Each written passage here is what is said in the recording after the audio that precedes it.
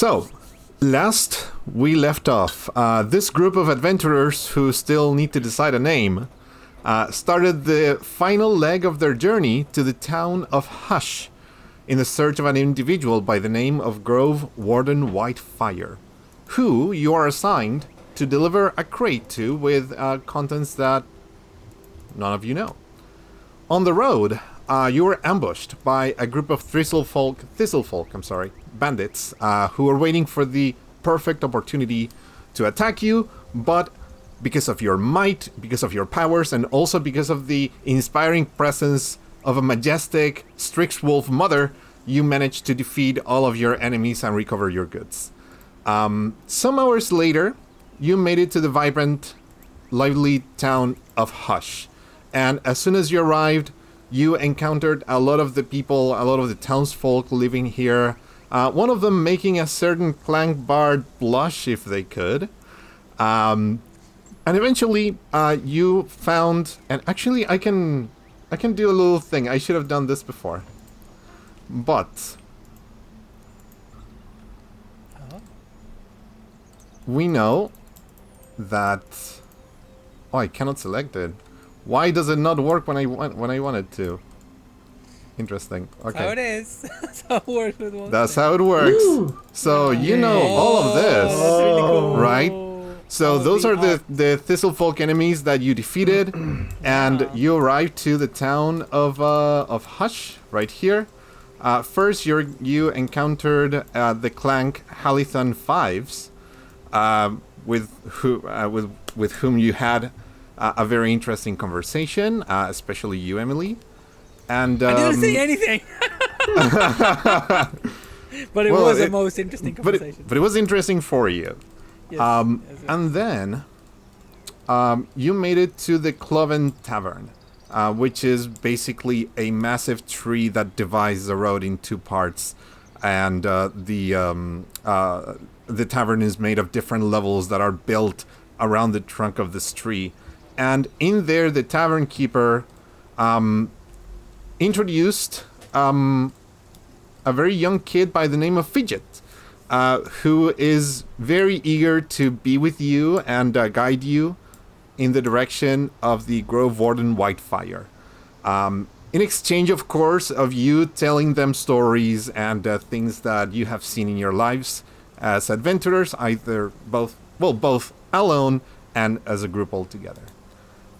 You take the road to the south of town, and on the way, you pass through the staging grounds for the first Moss Festival, which is due to start about this afternoon/evening, and you also go through the Wood of Faces, where you saw some faces of different townsfolk here in the area, before you arrive to a colossal tree at the end of the road. And from this tree, you see hanging a house.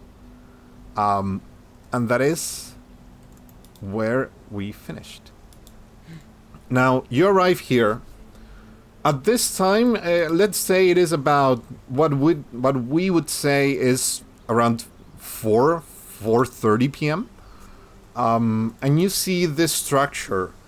And last time I mentioned it, it was made of different materials, but it looks like it was made in layers, right?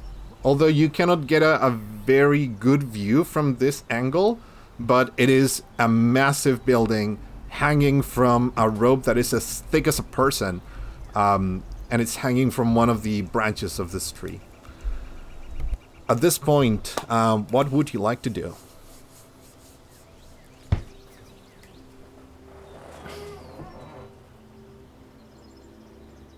Wow. I think we should go and deliver. Eiravel is just chilling in the cart, by the way. Yeah. I would imagine that Emily spent the whole journey talking to Fidget and trying to asking them questions like, "Do you know how to read?" And "Do you know math?" And whenever the child said something like, "Oh, I don't know," or what's that? She entered, "I'm gonna give you a lesson" mode. All right. So you go teacher mode with Fidget, Yeah. and just to save a little bit of time here, Fidget has not received any formal education. Like, they have not gone to school. Sure. But they have received a sort of education in the sense of talking to the community, learning things from.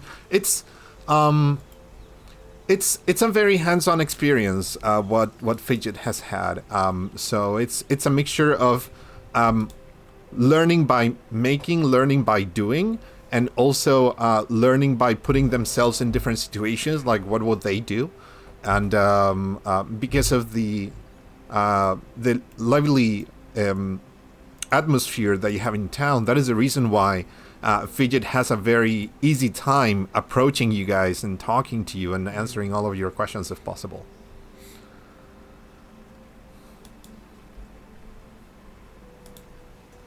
Ponono hops down the cart and, well, we are here.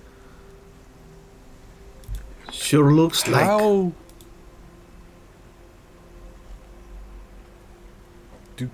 do we climb the rope?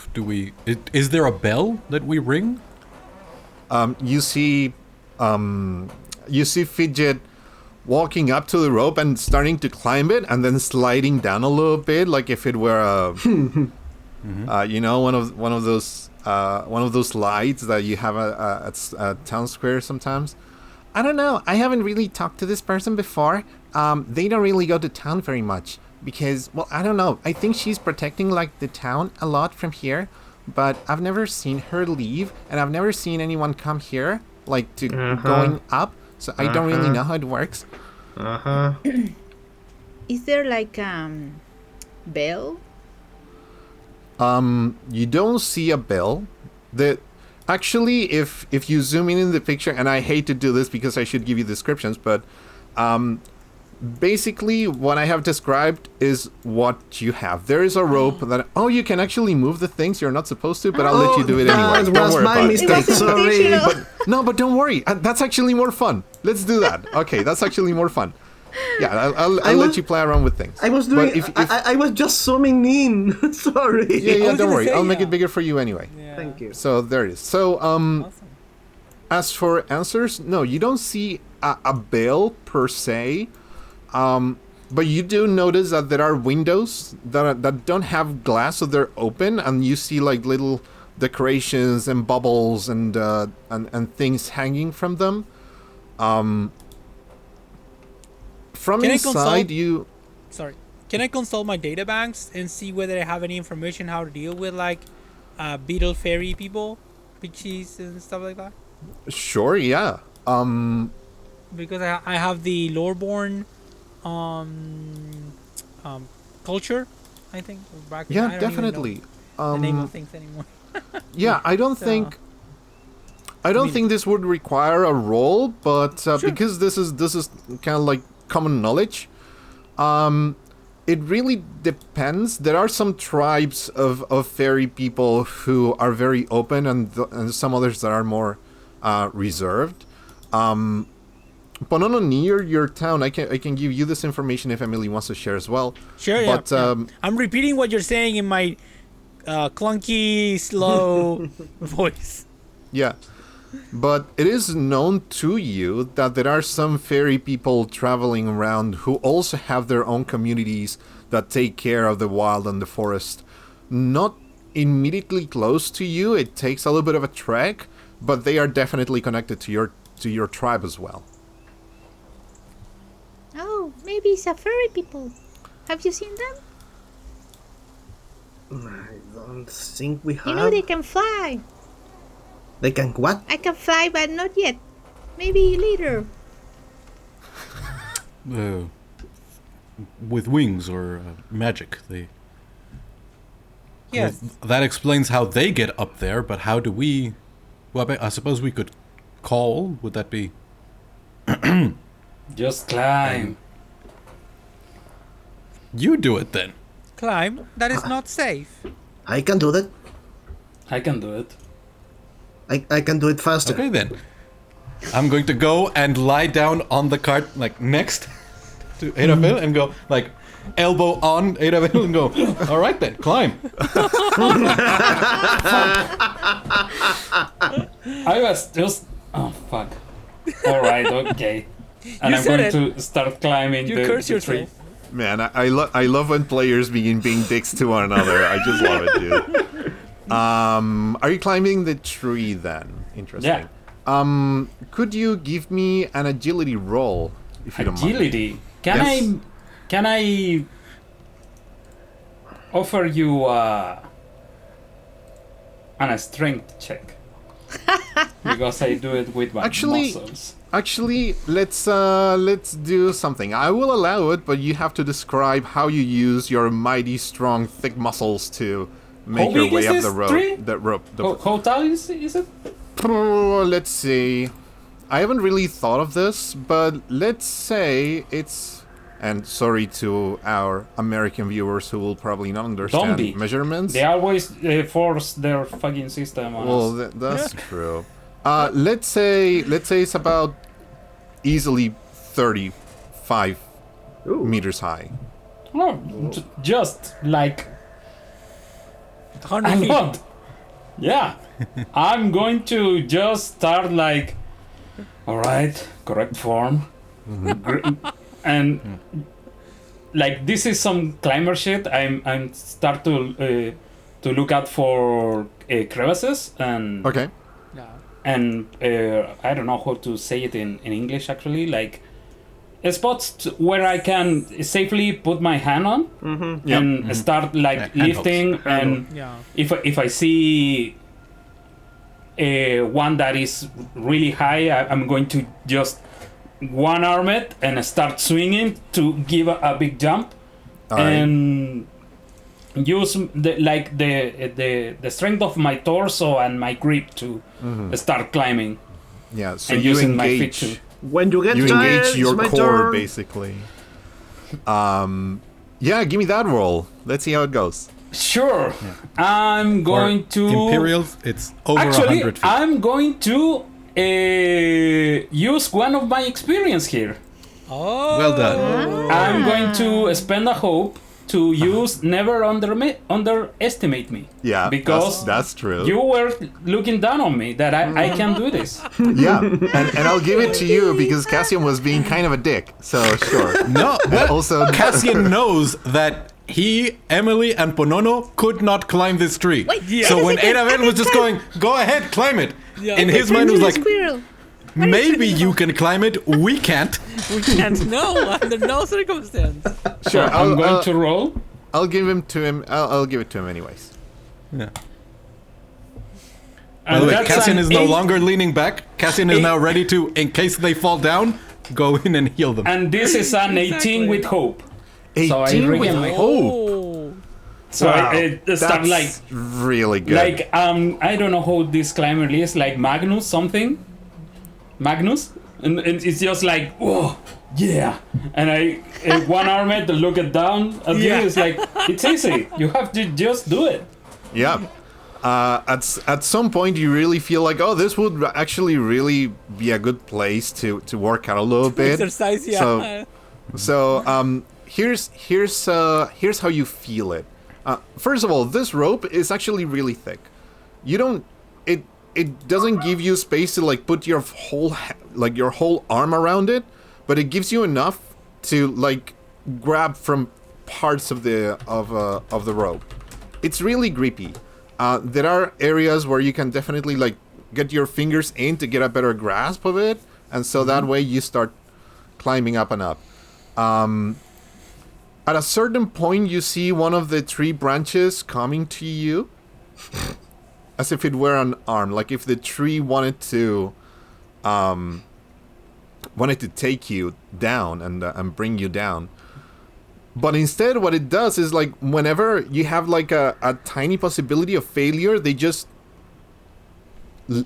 hover under you just to make sure that you have like a safety net, if anything. But you don't need it. You just go through it, and as soon as you get to the top, you manage to see, and with that roll, I'm not going to make you roll again because that is actually super, super high, super, super good.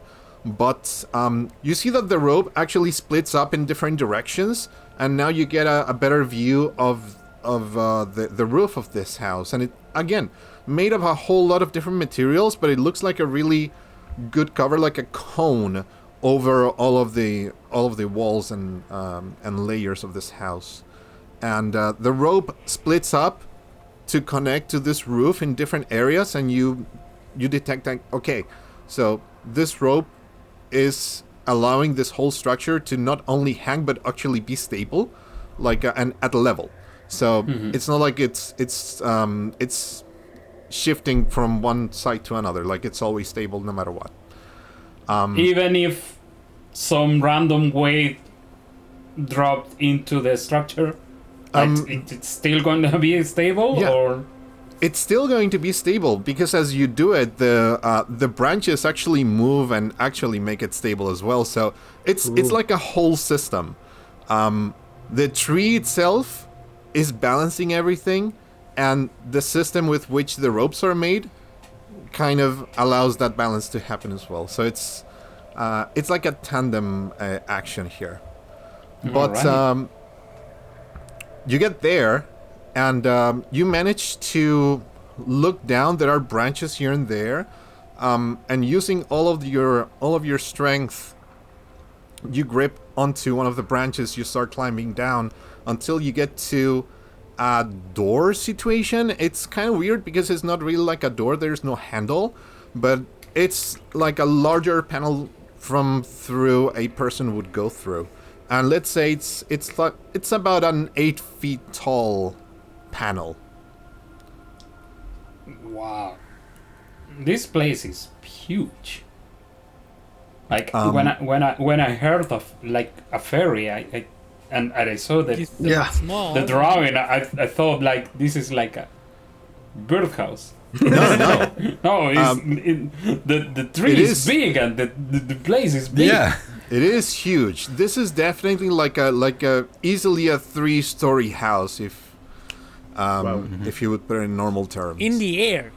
In the air. Yep. The air. And made of who knows what mixture of materials could be inside. Talking about materials, being this close to it, it really gives you a very sweet smell. The house itself, it smells like honey. It smells like fresh cut flowers. It's a really pleasant smell.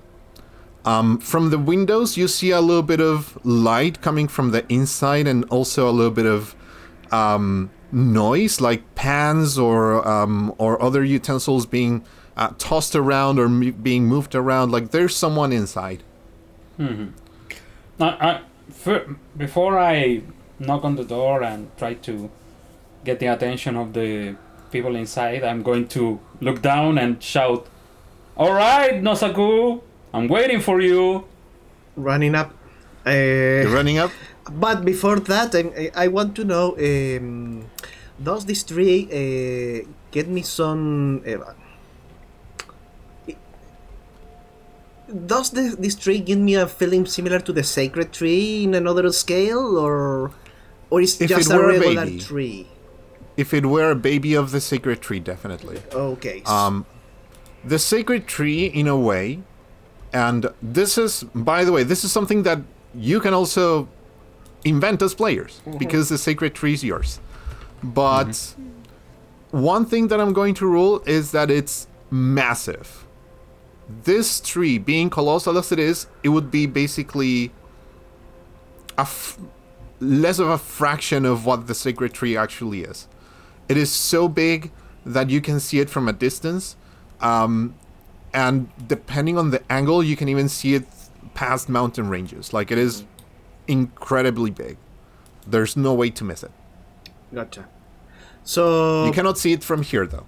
But before I start climbing, I'm going to put my hand on the trunk to do a reverence to the tree, and use my claws and tail to start climbing.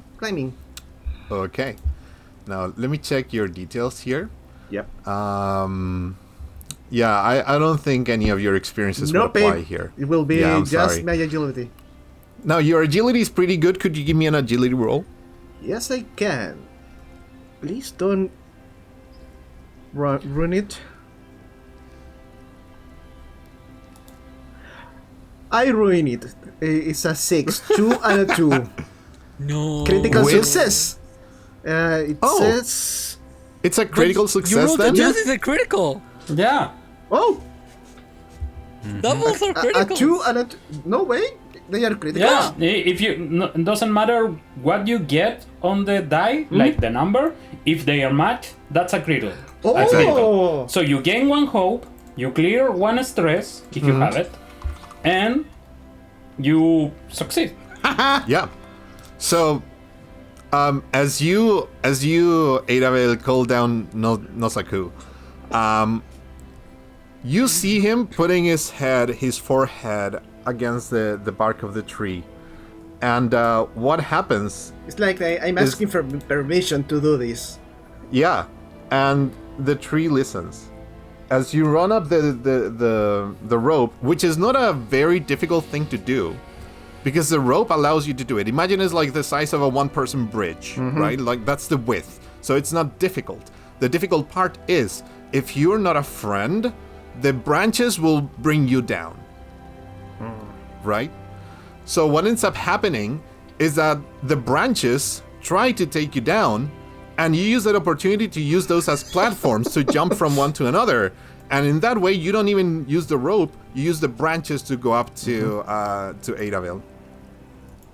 I don't know And what take that so long to you. Well, I actually shut the fuck up. And I'm going to look down to the other people. See, just climb it. I don't Ask if there's a ladder. I don't see your ladder. I'm going to knock on the door. You knock on the door. Yeah. A couple seconds pass, and you hear footsteps from inside, like someone running down a set of stairs. And you hear a voice. Wait, who is that? I don't have any guests. Well, we are guests. My name is Eiravel. I'm not We have questions. We have a package. And We send that- the anti-face team to do this. They were the ones who could climb. Yeah, I love that basically you sent the anti-people team to do To do the talking with the fairy what lady. basically could be like a phone scam. Hey, I have a +1. I'm not that bad. Yeah, that's true. Yep. So +1 in the system is In pretty. in what? In presence? Presents? Yeah. Oh boy. Wow. Ponono has -1, so Minus it's not- 1. yep. Ponono is so, so- nice. I'm one of the better ones in this part. Correct. There you go. So you hear the footsteps come to the door, and it doesn't open. It slides to the side, and the first thing you see is a 7 feet tall figure. This is indeed a fairy, and here's the art for her. It's a furry. I mean, she's really tall. furry. She's tall. It's a fairy lady. Yeah, light blue iridescent chitin all over it, acting as skin. She's not wearing armor. She's wearing like regular home clothes, but she has this very beautiful cap that is made from leafy materials, and the shoulder pads are made of a mixture of larger leaves and the fur of different beasts that have passed away a while ago. Very slender, very feminine in a way, like very curvaceous, but also very, very slim. The arms are basically as long as your legs, Nosaku. She opens the door and... Wait, who are you? What package? I didn't order anything. I don't order things. Do you get the delivery here? Actually, No, I don't need anything. What delivery are you talking about? This is Jose question. Who gave us the package? I can't remember. A large crate. Yeah, the large crate was given to you. Actually was given to Ponono and to you, Nosaku, as a collaboration by Ponono's tribe. So we have a package from the the Ribbet? The Ribbet tribe that is nearby, and it's quite important, and some people try to steal it. We came from the sacred tree. Yeah, that. You come from this sacred tree. It's a crate. It's down there. Yeah, she exits.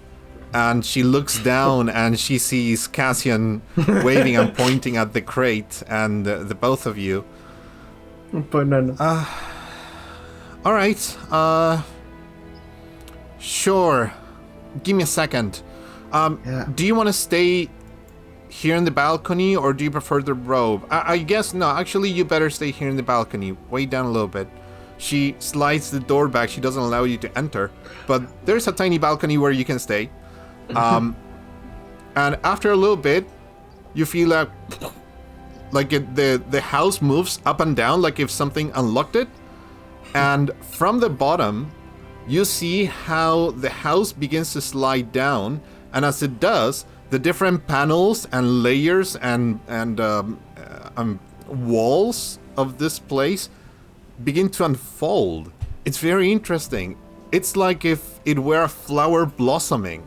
And as it comes down, it exposes the entirety of the first and second stories of this house. It's a really beautiful scenery as it comes down, and the smell becomes stronger, and it's very inviting. It smells of food. It smells of sweet. It smells of different, let's say, perfumes being made of. Although you don't know if this person makes perfume, but that is. It's a very flowery, inviting scent.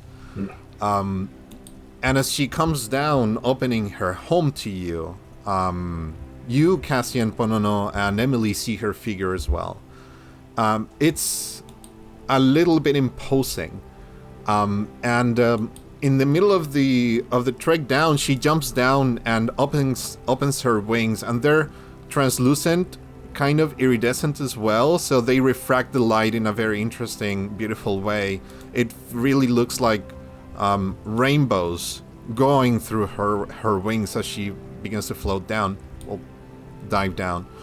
And she lands next to you. Ponono bows and says, "Oh, great! Grove Warden Whitefire, we come to you with a package from my people. It's a keystone. We have been having some troubles with it because of this.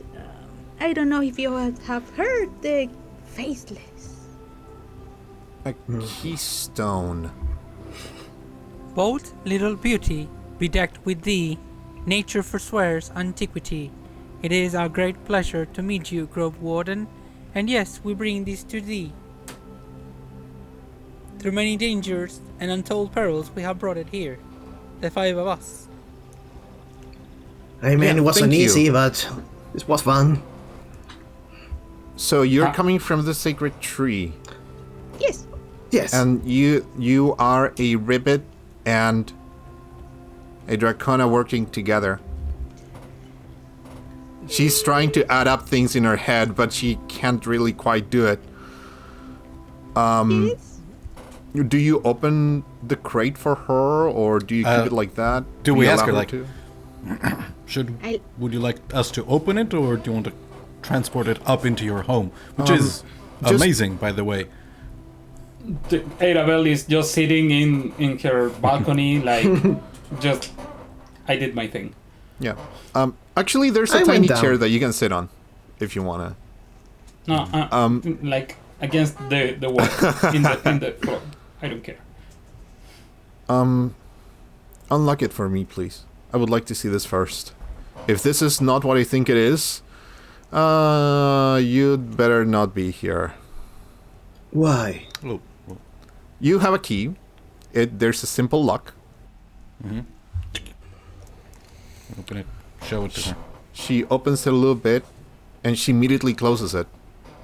And she turns around and looks around. And the way she moves now has shifted from indifference to worry. Are you alone? I mean, This we is all have Fidget there. Fidget. Okay, we need to move this crate inside. Let's go now. This thing is going to be heavy. Sure. So, for expediency, you help her. You drag this crate inside, and as you lift it, it is incredibly heavy. Like, imagine all of the... Well, probably some of you are very ambitious, but it would be as heavy as a noble's fortune hidden in a cave. It just takes a lot of people, most of you, to drag it inside. And this is normal for us. Like, did we put it in the cart before? No, the cart was loaded for you. And looking at the dwarf, I think was the thief that took The it. thief, yeah. Oh, Yeah. right. He Yep. he actually took it. And Yeah. Yeah. Oh yeah, you're right. And that is Yeah. why when he was running up the slope, Has that At first difficulty it- to move them. that was yeah. a difficulty for him to drag it. But it was just a burst of energy from that guy. But now you're being very careful with this as well. I don't know if the music is still rolling. Let me check that. Just Let's No, it's load not. something. Let's load something different here. Let's go with this. You drag the chest inside, and she invites you in actually. And as you do, you see what a normal, regular person who lives in the forest would have inside their home. All of the things are made of nature, basically. If you see a cup, it's made of a mixture of mud and other leafy materials. If you see a pan, it's just a slab of stone affixed to a handle made of wood. And so little things you begin noticing that this person is here, and while Fidget, who also comes with you, by the way, told you she is a protector, but also she's a craftsperson. She loves making things. The little bubbles you see are tiny rocks that she probably found around her home, tied to these ropes made of different sorts of vines and leaves. And she grabs a portion of the rope that is hanging from the middle of the home, pulls it down, and the house begins to close again and lifts up with all of you inside. It goes to the top, it locks up, and then, with all of you around her, Fidget as well, she opens I the was gonna crate. ask, yeah, where's Fidget? Okay, Fidget's Yeah, coming. you bring Fidget with you because Sure. you're not gonna leave a child climbing down a tree Yeah, that no, could potentially I kill him. wouldn't. I really wouldn't. Don't touch anything. Yeah. And in that moment, just waiting for Patty to arrive because this is important for her. Ponono's As coming, you don't worry. open the crate, you see something that at first looks like, what is so special about this? But then the more you begin to look around it and the more you start to analyze it, it becomes clear to you what it is. What you see is a rock. But it's actually not a rock. It's different pieces of rock. And they're bound together by roots and vines and bark. And the more you see it, the more you begin to realize that it looks like a heart. Okay. All of this amazing art by our original GM, Juanin, just in case you are wondering. Yay. He was prepared. All the color art is by Juanin. So so this stone, it's called a keystone. We use it to protect our, the secretary and our town. So Indeed you do. So, but it has lost its, its power, or has diminished. So we need to give it more power. So we thought maybe you can do it, Great Warden. Oh yeah. It's lost its power. Let me see. She puts a hand on the heart, and she closes her eyes a little bit. She takes a deep breath, and as she does, and she exhales, you hear from the rock. But you only hear it once. She exhales, takes a rest, and she looks at all of you and says, I cannot believe that you made it here with this. Your name is... What is your name, dear? Talking to you, Ponono. It's Ponono. Ponono, you have been very brave. You do understand... Well, thank you. I did it with my friends, because I I couldn't do it alone. And yet you carry a great danger for everyone. If you had not arrived here with this, if someone else had this town would fall. Your town would fall. Everything that is green would fall. But it makes sense that they sent you, because who would think that a group like you adventurers would have something like this? It makes perfect sense. I understand. Do you care Thank to you. elaborate?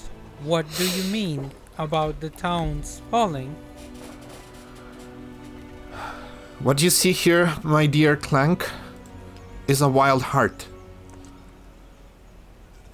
Wild hearts are spread throughout all the forest and all that is green in this continent, especially around the sacred tree. What it is, well, what a heart is to us. The heart pumps blood into our veins, into our system, and makes us alive. What this object does, what this keystone, as you mentioned, does, it powers the defenses of towns and villages and the forests of this continent, and probably more places over.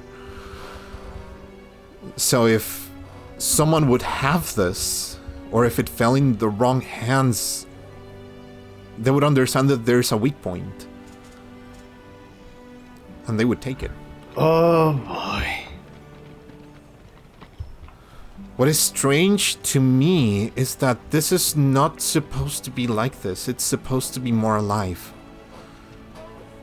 She points to you, Nosako. You mentioned something about... What is it? The sacred tree? No, The something faceless. else.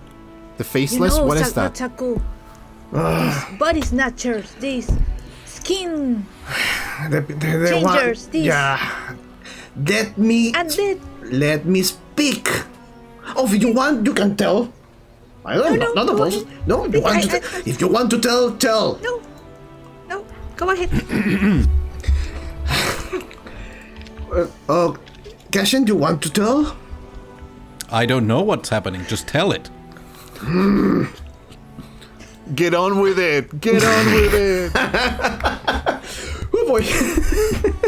I'm going to explain. You could. I think not so good start to explain what's happened on the secretary, the invasion that we had, the Wendigo attack, the fact that remind me these things, Juan, because I lost that notes. Yeah. basically, the danger that has come to your door is what you call Wendigos. At least that is what you relate it to. But you've seen people in your tribes being robbed of their faces and becoming violent and angry and attacking you, and they have been they've had to been slain and taken down to protect the village. We found also other peoples without the faces. On the cave? What do you mean other people? This is Jose, on the caves, right? On the first danger room. Yeah. Yeah, so for the audience, we ran some other rooms before, and the final boss in that scenario, you discovered they were a simia wearing a mask, a metal mask, and you removed it, and where there was supposed to be a face, there was just skull. You mentioned all of this to Whitefire, and she tries to remember. I don't recall any of this. It must be something new. I need to reflect on this. It's relatively new. But still, thankfully, the sacred tree is not too far away from here. Here's what we need to do. We need to make it alive. If this Wildheart is not active, if it's not working, it's not going to connect to your nature. So you will never have the full protection that it could have. It's interesting that you brought this to me because this place, this town, is extremely safe. So that was actually very smart of them to bring it here. Alright, we're gonna do this. There's a place here where we can recharge it. We can bring some life back to the Wildheart so that at least it starts pumping again. And then you can either you yourselves bring it back home or allow it to recover here with me. And then I'll make sure that it arrives safely. I'll travel with it if necessary. It's up to you. Whatever you think is more necessary for your people, Ponono. But that is what I can offer. I cannot offer to provide a full solution. I cannot offer you to bring it to its full might. But at least it's going to be a kickstart. I mean, we have to take it back. You have to. Not. Yeah. But it cannot be brought back in this state. Yes. I need to bring it back to life. So, there's a way to do it. It's not far off here. It's actually part of the protection of this town. But I think I'm gonna need your help. I definitely would not be able to do this alone. Sure. Because it would have to bring down the protection for Hush for a little bit. Wait. We need to put the town in danger? Not really. It's not going to be in danger. I mean, the only danger that you will see here are going to be, the people who live outside the town trying to rob the carts. Oh. Did you run into any of them, by the way? I hope they didn't. We Okay, ran so they into did. some thistle folk that tried Yes, it to was steal an us. ambush. You don't Was need an to worry ambush. about them. They're weak and they're cowards. Oh, they're You dead. don't need to worry about them. They're dead. Well, good job. Some of them have been too aggressive to our people, but those are the dangers that you need to worry about. But the Wildheart is going to call some other powers. So I'll need you around for this. I hope you're up to the task. Otherwise, well, there is no other way. I mean, I want to restore the sacred tree, so whatever. And you should. We'll do our best. If there's no sacred tree, there's no world. Good. So we're into this. All right, let me... I need to prepare a little bit. Do you want anything to eat, by the way? I'm sorry, my name is Whitefire. I should have introduced myself. I just don't talk to people. I'm sorry. Oh, good point. Do you want anything to eat? Do you want anything to... I don't know. Do not be troubled. No. We can help as well. Are you sure? All right, well... let me go pick a couple things from upstairs. Well, here's the kitchen. You can help yourselves. I imagine just eat away. I'll make it grow back later. Don't worry about it. Yeah, just give me a moment. And she stands up, twice as tall as all of you sitting down, and she flies up the stairs. And you're left in the kitchen. You begin cooking, making things, also grabbing snacks for for any case. For the road? Yeah. Probably I would say she wouldn't have any trouble giving you food because it's abundant here. Also, she's a fucking druid. Of course, she can make food for herself. Does she have any kind of like prey meat? Actually, that is a question. That is a question for you. Do you see it? I'm looking for it in the case because I don't know. I'm not gonna eat it, but I will keep it in case I meet again with the Striftwolf mother and the little stick cups. Well thought. You can certainly find some pieces of meat and some other food that you would imagine that an owl would eat and that a wolf would eat. So, the combination of two. Sure, this can work. You can make a dish out of this. No, I just put it in my backpack, probably stinking everything.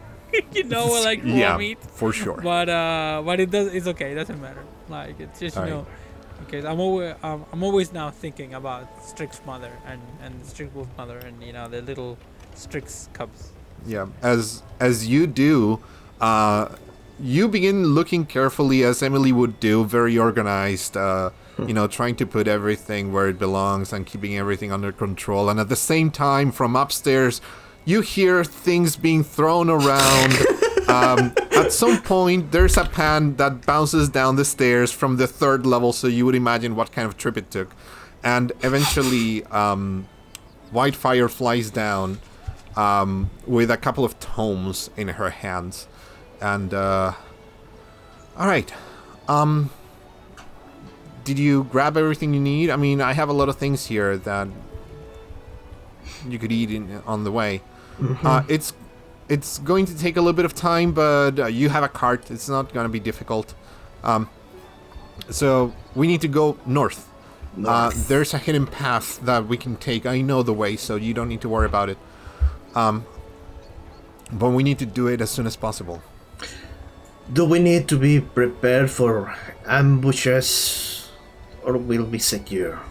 On the way to the place, no, this is all inside. It's all protected by the Wildheart that we have here in Hush, so you don't need to worry about them.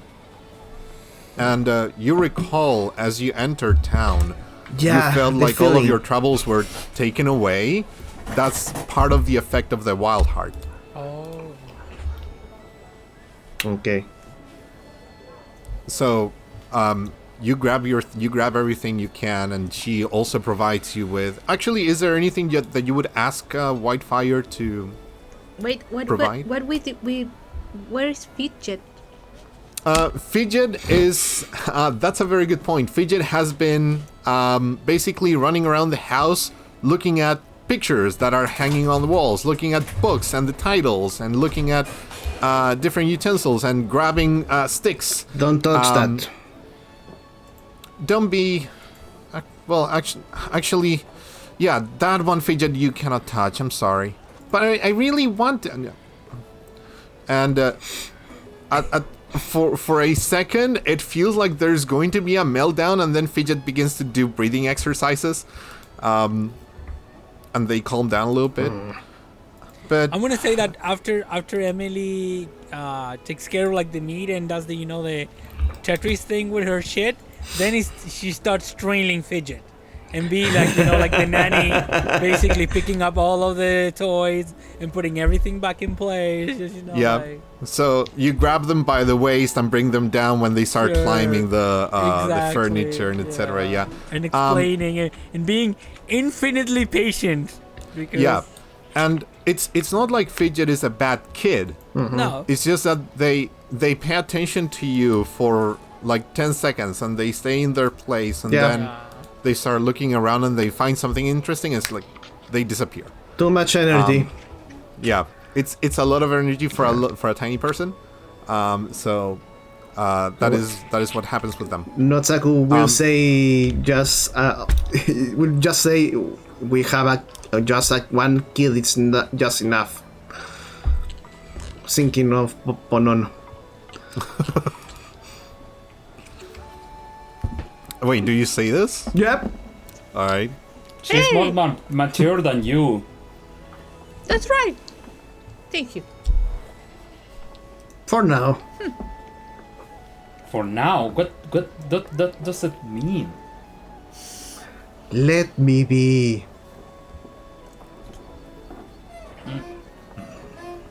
So as you have this banter, Whitefire grabs the rope that activates the rope itself actually. That to moves the whole bring house, yeah. Yeah, that moves and brings down the whole house. And as it does, you begin to see from the inside how the different layers of the walls begin to shift around one another, opening it, and you're able to bring everything down. And you put the cart in the you put the chest in the cart. You mount up. And just for expediency, because I have a lot of things. You hop on the cart and you take your way back. The Wood of Faces is still there now, as the sun is not coming down yet, but it's in the process to.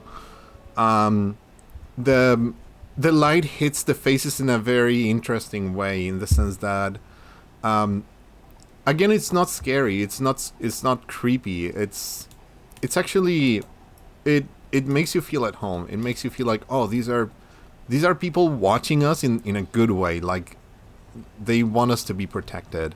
And as you leave that trail, you begin to enter town again, and you see a little bit more action. And you hear a little bit more music, and you see people carrying bags and chests and tents and banners and all sorts of paraphernalia, as the staging grounds of the the first Moss Festival, is beginning to take place. Still in the process of being in the process of preparation, but it seems like everything is going to be ready for tonight. But you go through that. You don't stop there. Unless you want to.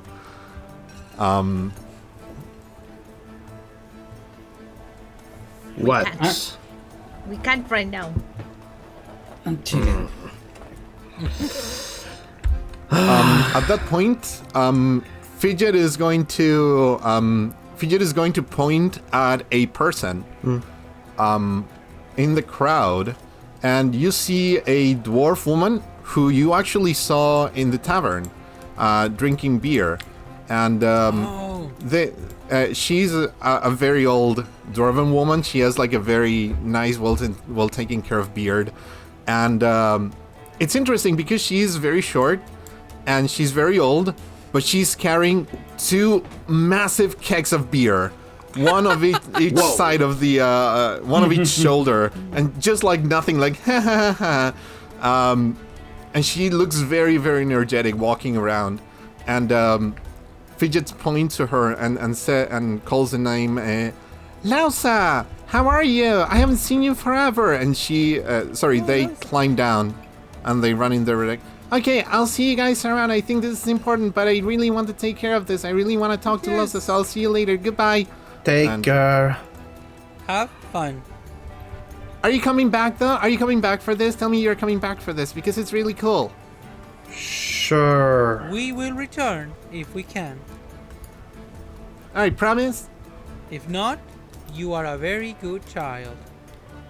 Thank you, I try to be. Goodbye. And they turn around and they go running to Lausa, and Lausa brings down one of the kegs and gives them a huge hug, and they turn around, remounts the keg on her shoulder, and start walking into one of the tents that have been set up. All on this town looks so happy. It is a very nice place. What? In your tribe they're not happy? Oh, we are happy. Ooh, No, you can tell. you do look happy. Yeah, I really believe happy. you. I can't smile. I'm happy. Okay, let's see it. How's your smile? I'm going to smile. Look at me. So, yeah, so just let me remind you guys what a smile from Sako looks like. It looks Yeah. like Yeah. this. Yeah. I don't know if you Okay. want to eat All me these or you're smiling. Actually, around here. I'm not going to answer you. I'm keep smiling. Yeah, and it's even more terrifying. So, And Ponono hides beside Emily and looks at Yeah. not Sako like, I take your hand. So oh, thank you. See? A kid! Oh, hey!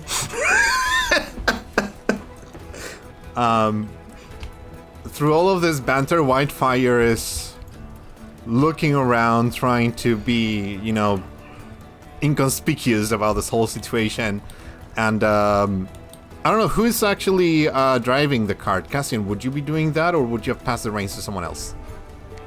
Unless someone wanted to take the reins, Cassian would be driving and being very quiet and sort of a long stare into the distance.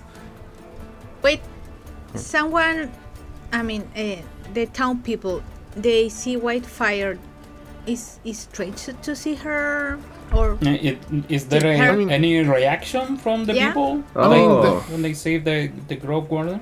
The Because she reaction said- that... Yeah, the reaction that's actually a very good point. The reaction that you see is, oh, she's still alive, she's still there. Oh, okay. Like, they know she exists. She is the caretaker of this place. It's just that she doesn't come out very often. It's like when you're, I don't know, someone brings a package to your house and you come out in your pajamas and your neighbors go like, oh, there's actually people there. That's actually the vibe. Ow, my back. So, you drive, Cassian, you drive the cart to the north. And as you do, you go past the tavern, and the houses open up. They open a trail that ends up in forest. And it's basically a wall of trees. There's no road. And Whitefire tells you to go in a specific direction. And you drive your horse. You make it go that way. And the horse hesitates a little bit until the head taps the tree that is in front of it and goes through it. And then the cart does, and you do. And you realize this is an illusion. That is meant to keep people away from a distance so that it doesn't look like there's something there. And you go through 1, 2, 5, 10, 20.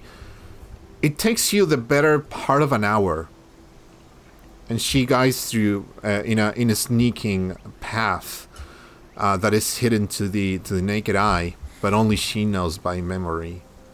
And you arrive to a place that is very particular because it's open, not like the rest of town. There's actually a clearing here, and in this clearing, as you are in the, and actually I can actually move the cart on all of you guys. I learned to do that. Oh, that's so cool. Actually, Whitefire would be here too at the back.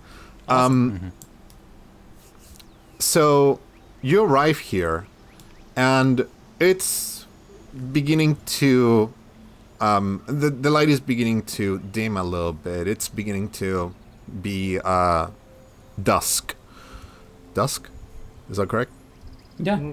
Yeah, because Dusk dawn is and in the dawn. morning. Dawn Yeah. is morning. I always forget that. I'm sorry. It's very confusing. Yeah, it's really confusing. Yo, English speakers, please fix your language, okay? Go ahead and change it. Yeah, just go to the developers and tell them to fix it, right? Like magically. Fix patch. Yeah.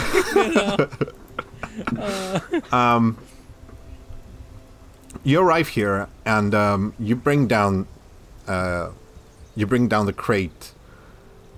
And it's interesting because in this place, it's first of all, it's very quiet and it smells of oak and grass. The wind here is really fresh, but not in an uncomfortable way. For you, Eiravel, it would be an even better place to chill if you haven't found one here already. Exactly. If you could if you had more arms to cross, you would have them cross right now. Yeah, I'm actually like stretching my legs, so I'm pushing Emily, since that's what the one I see beside me. Sure. I'm pushing like, oh, give me more space. Getting comfier. I'm gonna move a little bit. So as you get comfy and begin to prepare everything, you follow the warden's directions, and she brings down the crate now. And it's interesting, she couldn't do it by herself the previous time. I have a question. She's like an insect? She is, fairies come in different flavors. So there are more humanoid-looking fairies that look like small humans or small elves. There are some others that have different skin tones or variations and different textures as well. There are others like Whitefire that are more insect-like, that have chitin covering them. And you, as as a trivia, you know that they shed some of those pieces eventually after a certain number of years. Oh, wow. And those are actually recycled and used as parts for armor. So it's a really interesting culture. But you have different kinds spread around the continent and probably some other places as well. She brings down the crate by herself. And you notice that, okay, this is weird. Like, how is that possible? Yeah. And when she opens the crate, the Wildheart begins to float. Because the location. This is definitely the place. Welcome to the Open Vale. This is probably the only place around Hush that you can see a very clear sky. Sorry, it's just the trees. It's a good view. Alright. It is a very beautiful view. I remember the time when I saw it for the first time. Right after my initiation. When I was assigned to this place.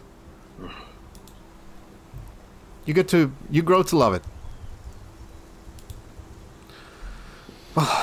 We need to do this as early as possible. So let's go.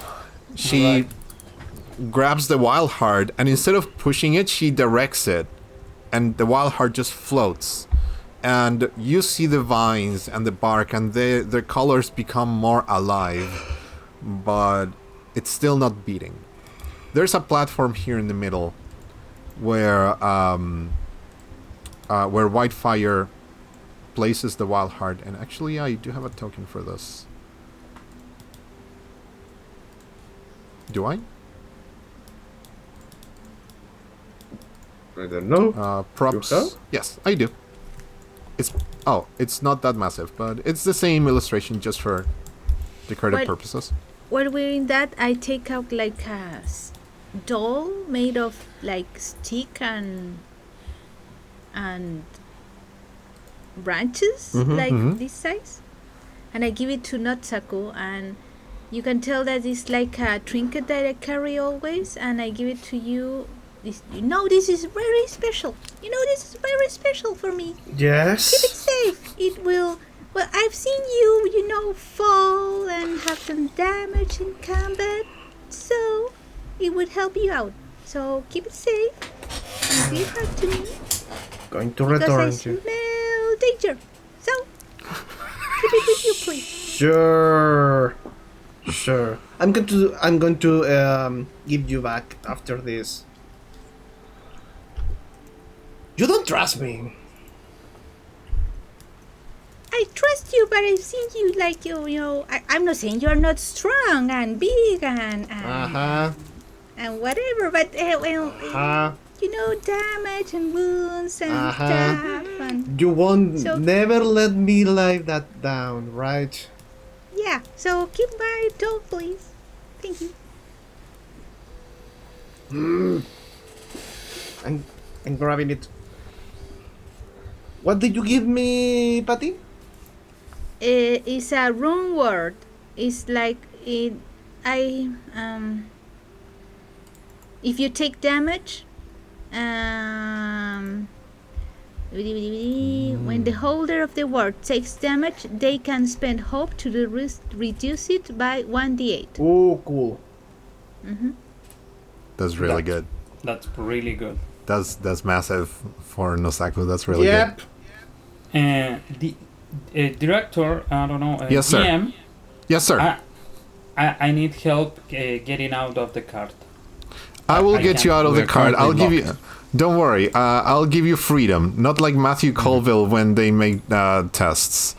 I'm just roasting everybody today. I'm just me. I'm hungry. That was kind of gratuitous. Yeah, it's just that I don't want my gorgeous players to be taken away from me. I also thank you. Also, I'm hungry. To give context, Cassian's player, Daniel, was playing on a playtest for MCDM upcoming tabletop RPG, and Yeah. he had a lot of fun. Yo, so are you under NDA, by the way? Nope, no NDA. No, Alright. they don't use No NDA. being a dick, so no sharing things that are still very much in flux. Good to know that I don't need to edit that part of the video. Don't worry, he Let's work had a lot of fun. The system is really cool, and we are going to play it like we did the last packet. Yeah. But that is then, and this is Daggerheart. Yeah. Yes. I'm so excited to return. But Different Matt involved in this Different, game. yeah, different math. different mats. We're changing which mat where you. Yeah. So, Whitefire spreads all of her notes and all of her books and tomes, and she keeps them open and begins to look for information, begins to look for incantations. She places a couple of trinkets here and there, and she turns to you and says, "Okay. Here's the difficult part. I need to talk to the heart, just to see how damaged it is and how much bad they have seen. It's gonna take a little bit of time. Would you mind giving me like an hour to take a look at this? But I need to concentrate. It's a very specific thing. What do you want But- us to do? In the meantime, just prepare.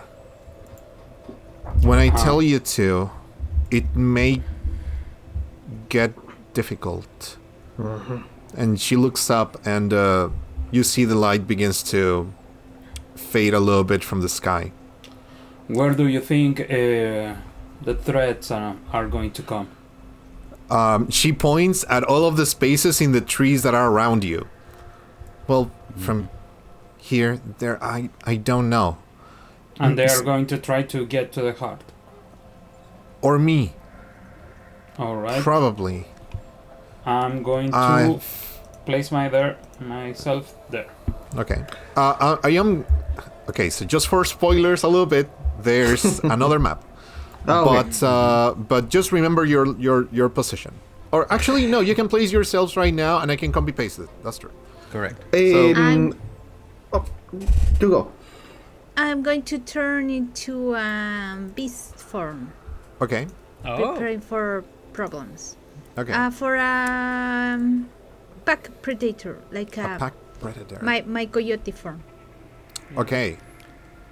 I'm going to equip the full plate armor Coyono. instead of the leather armor that I was wearing. Is enough space, or it's available to climb on that rock next to me?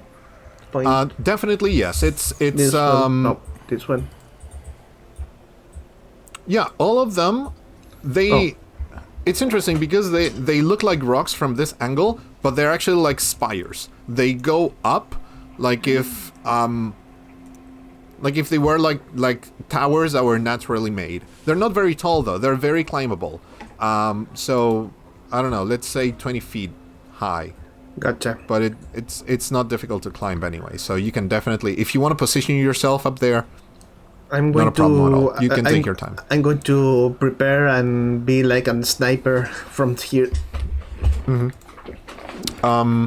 With this, because it's an hour, you can take... I know you took one before.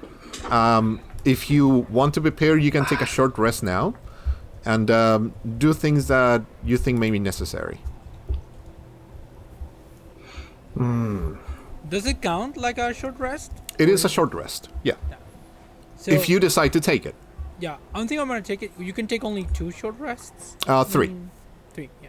You can take 3 short rests and 1 long rest every day. Yeah.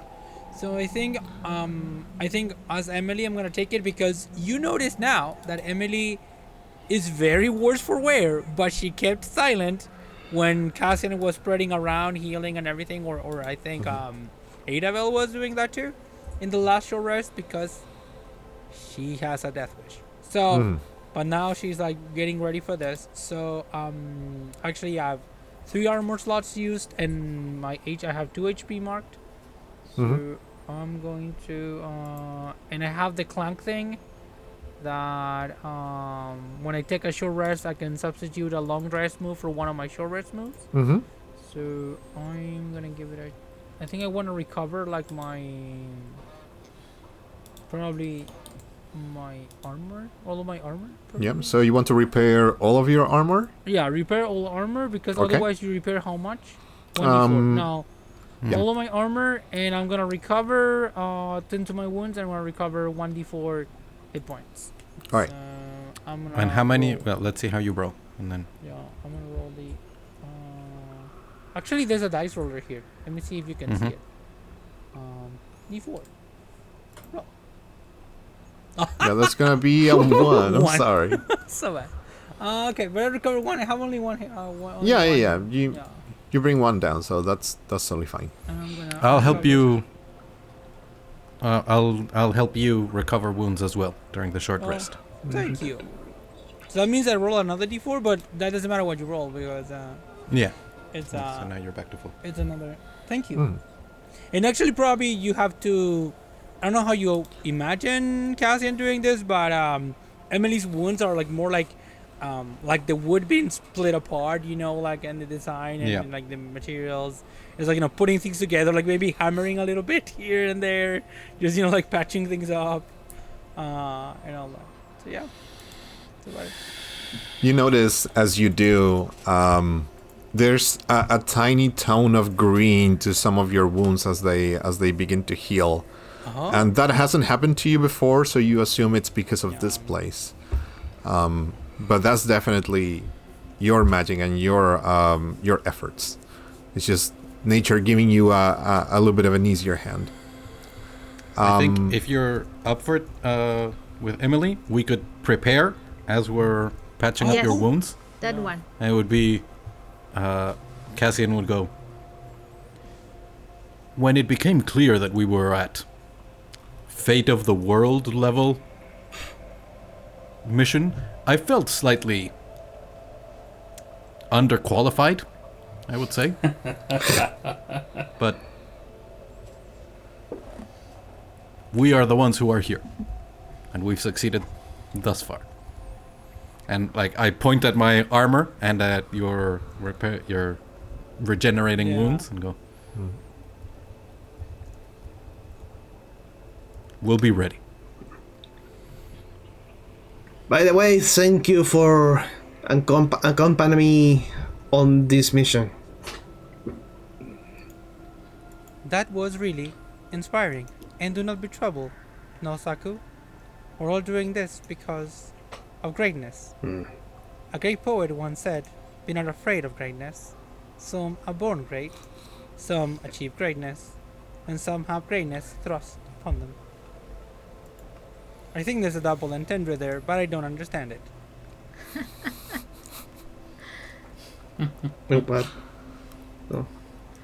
So with the short rest, when I change to beast form, I gain a stress. But I don't think that I should lose it because I think that I should maintain that stress. It doesn't say. Interesting question. Because your beast form, I believe it doesn't fade until you want to. Yeah. So if you decide to take a short rest as a beast, I would say I would take a rule nap it as a coyote? Yeah, you take a nap as a coyote. So you would, if you would decide to lose stress, you would be able to do so. I don't think there would be any. No, why not? Okay, and to prepare, I think that I'm preparing. I mean, I don't think I'm going to take a short rest. I mean, I think that I'm not going to take a nap. I'm going to prepare for anybody's coming to us. Yep. To us. So I think I'm going to sneak around and be like very attentive of our surroundings. Okay. Would That's you be my doing this prepare. alone or?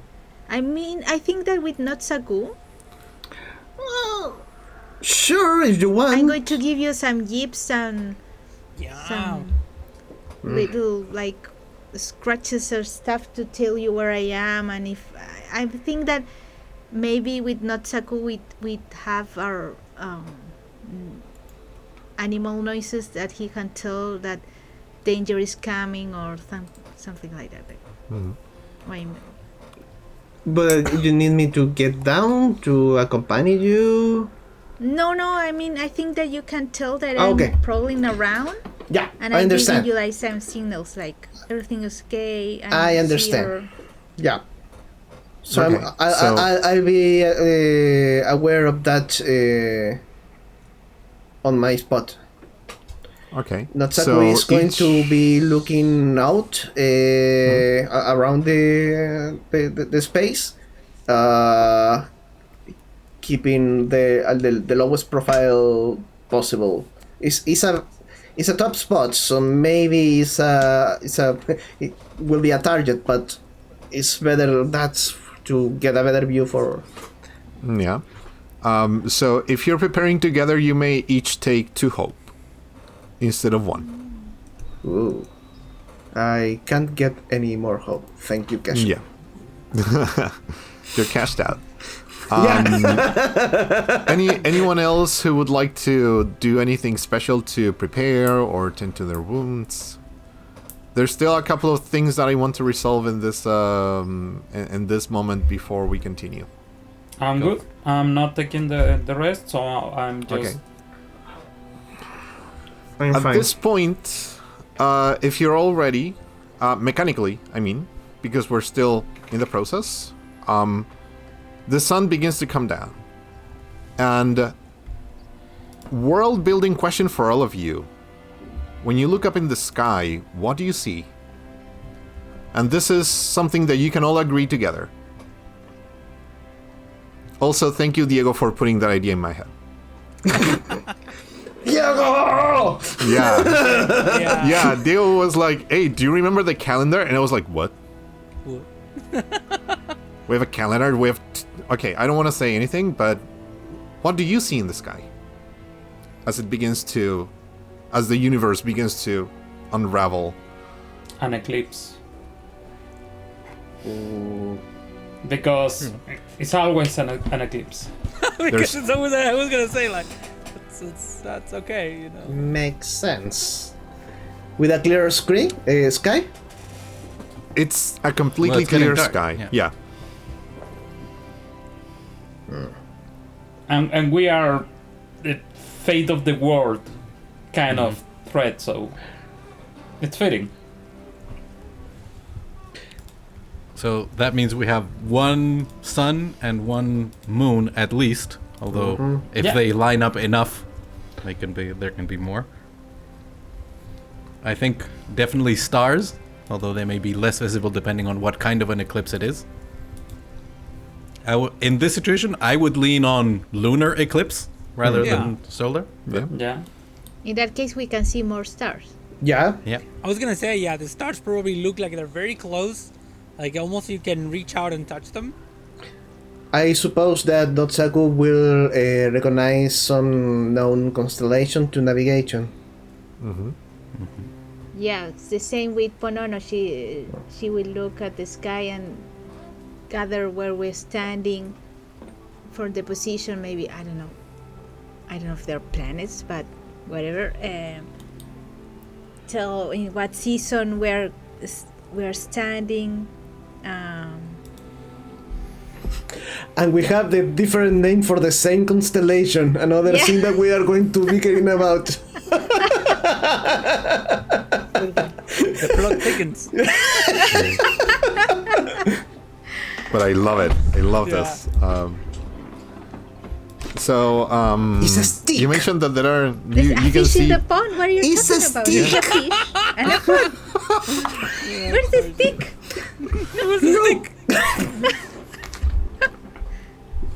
when you say that you see planets, Ponono, what do you mean, like tiny stars, or do you see like round objects in the sky? Because that would be interesting as well. I don't know. like our skies, there's these more bright and bigger, and maybe there's some more red, more blue, that type of, but not like maybe a little bit bigger than a regular star, but not like a moon. No. Great. All right. Final question connected to this. When you, it's an eclipse, but when you see the moon regularly, is there anything special to it? Open question to the whole group. Of course, I see a frog in the moon, and It's cheese. cheese. Of course, I think that totally fits no cycle. Okay, so moon, slightly yellow. Yeah. Cool. The other thing. I'm not going to look at a rabbit on the moon. A frog on the moon. There's a frog jumping. Can't you see it? Like, and I jump like. It's just cheese.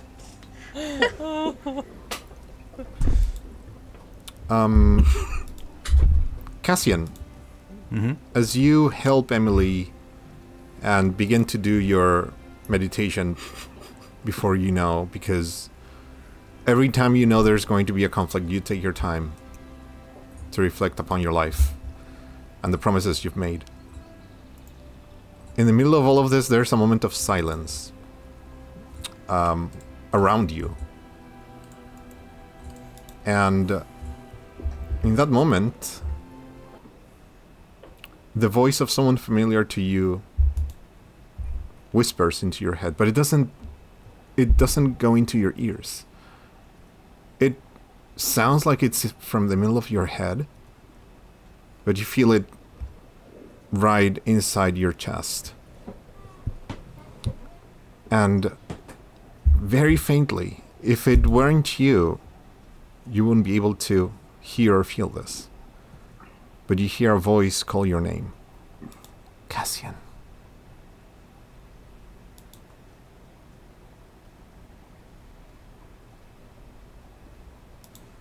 Since I can't hear it from an external direction, I try and ask internally, like towards the center of my being, going, who? How? There's no response. But you feel warm. Not akin to when you made the promise. Mm-hmm. And yeah, there's a reassurance. The same thing that was expressed to Emily. Just spent the last hour or so of travel here feeling like we should have someone here more experienced. There should be more people. Yeah. And now it's, we are here and we will be enough. You come back to reality. And it's like that whisper brought you into the future.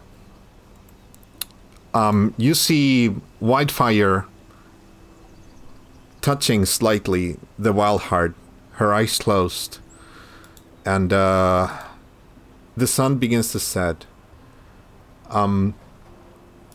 Question for you, though. Would you prefer... Actually, I'm going to give you options for readability, because I have both prepared and I want to show you both. But I have two maps for this. We can use either depending on what you want, depending on what you see better. I can offer you this map, or I can offer you the night version. Which one do you prefer? Ooh. This is not the night version? This is the one that you're seeing now is the night version. Yeah. I'd go with this one. I like Yeah. it. The night Do you want version. this Yeah. one? Yeah. Yeah. Okay, It's pretty cool. cool. It's kind of shadowy. So it begins to set, and the smells don't abandon you. The freshness of the air doesn't abandon you. It's still very comforting until Whitefire places her head on the heart, and in that moment, you feel a rumble. Not from the heart itself, but from around you. It's like the trees were moving, in a way. And actually, who would be able to see this first? Because you will all see it. But let me just check your stats here again. Yeah, I would say Nosaku, Ponono. Actually, Ponono would be first, and Cassian and Nosaku would be second. As an instinct, you look around, and you, like in the feeling of, okay, is it going to start now? And you all look in a direction, and you see a person. It's a dwarf woman, very short, with a cane as a walking stick. But she's kind of translucent. Oh. And she's translucent in green. And she takes a couple steps in the direction of the Wildheart. And she draws a smile. As she does, you hear in the air, "It's time then." And that person slowly fades into a little moat. And that little moat begins to float in the direction of the Wildheart. Whitefire looks to you and says, "Don't worry, this is the way it's supposed to be." Mm-hmm. And the moat floats in the direction of the heart, and as it gets closer, the moat also gets faster, as if it were absorbed at some point by the Wildheart, and as it does, the vines shimmer in green, and you hear a tiny rumble from within. Yes, it's working. It's It's going to take a little bit of time from now, says Whitefire. Be on the lookout. The spirits are with us, but there may be some other things. Are you ready? I am. As ready as I can be. Let's see what your people are made of, Ponono. And now we transition into something that I've been waiting so long to show you. What? You see another person, and another, and another, all turning into little motes and beginning to fly around, immersing themselves into the Wildheart. And the Wildheart rumbles. It lives again. And you begin to see this wonder.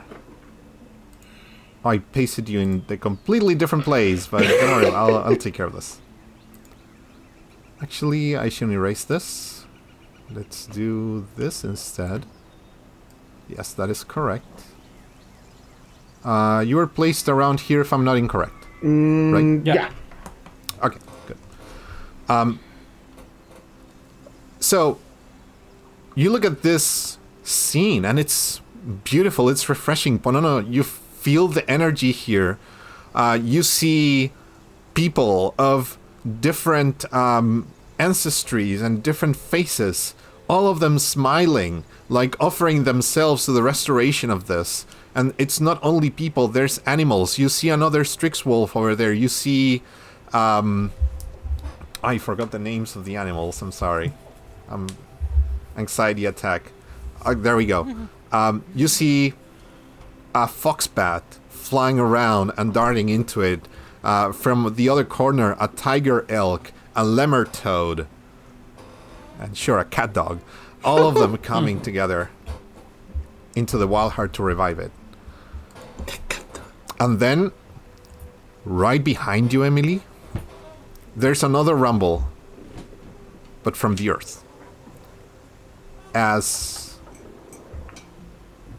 Let me select here. Actually, let's do it one by one. Let's start with this. As one by one, and also music and nervousness and all the things. Breathe, Juan. There we go. There we go. We're good, we're good, we're good. As Emily, you hear this rumble from beneath the earth. Behind you, you turn around, and a hand made of bones sticks out of the ground. Cassian, to your left, another one. Ponono, in front of you, another one. And far away, there's another one of these. Skeletons, warriors, entities of different kinds who are raising up, hungry, to get what is theirs. What would you like to do? Here they come! Time to blast away. I would like to punch one skeleton. That's what you do. So I'm Alright, I'm going to put my coin in the Okay. action tracker. There we go. By the way, And- there's a full visual of the skeletons if you want it. Wonderful. Yeah. Thank you, artist from Daggerheart. You're incredible. Yeah.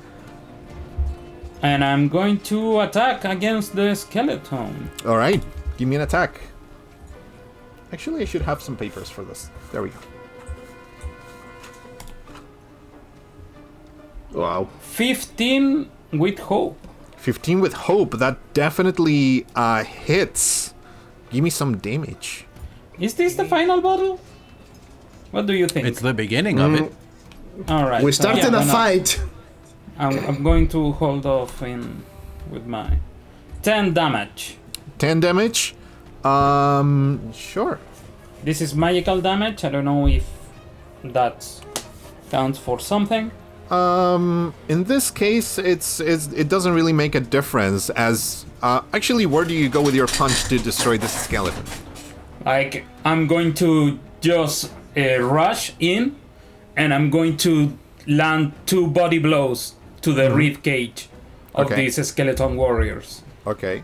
The rib cage is shattered, and as you go through the spine, and it's like cutting this skeleton in two. It's like you were a blade, and the skeleton is now split in half, collapsing onto the ground. There's no more of this one. This one's dead, right there. So that's your turn. As this happens, I'm going to spend a fear. Oh, he still has fear. What? That's true. I have 4 fear, by the way. Yeah. We I'm can I'm going to give myself 2 action tokens. Ooh. And Naughty, with naughty. this, let's go for this guy. Is gonna come to. Actually, yeah. This skeleton and this skeleton are going to surround you, Cassian. They're hungry, but you are in the way of their food. And they're going to make a group attack. They're going to make a shared attack roll. That's going to be a 13 to hit, which I believe it hits. Hits.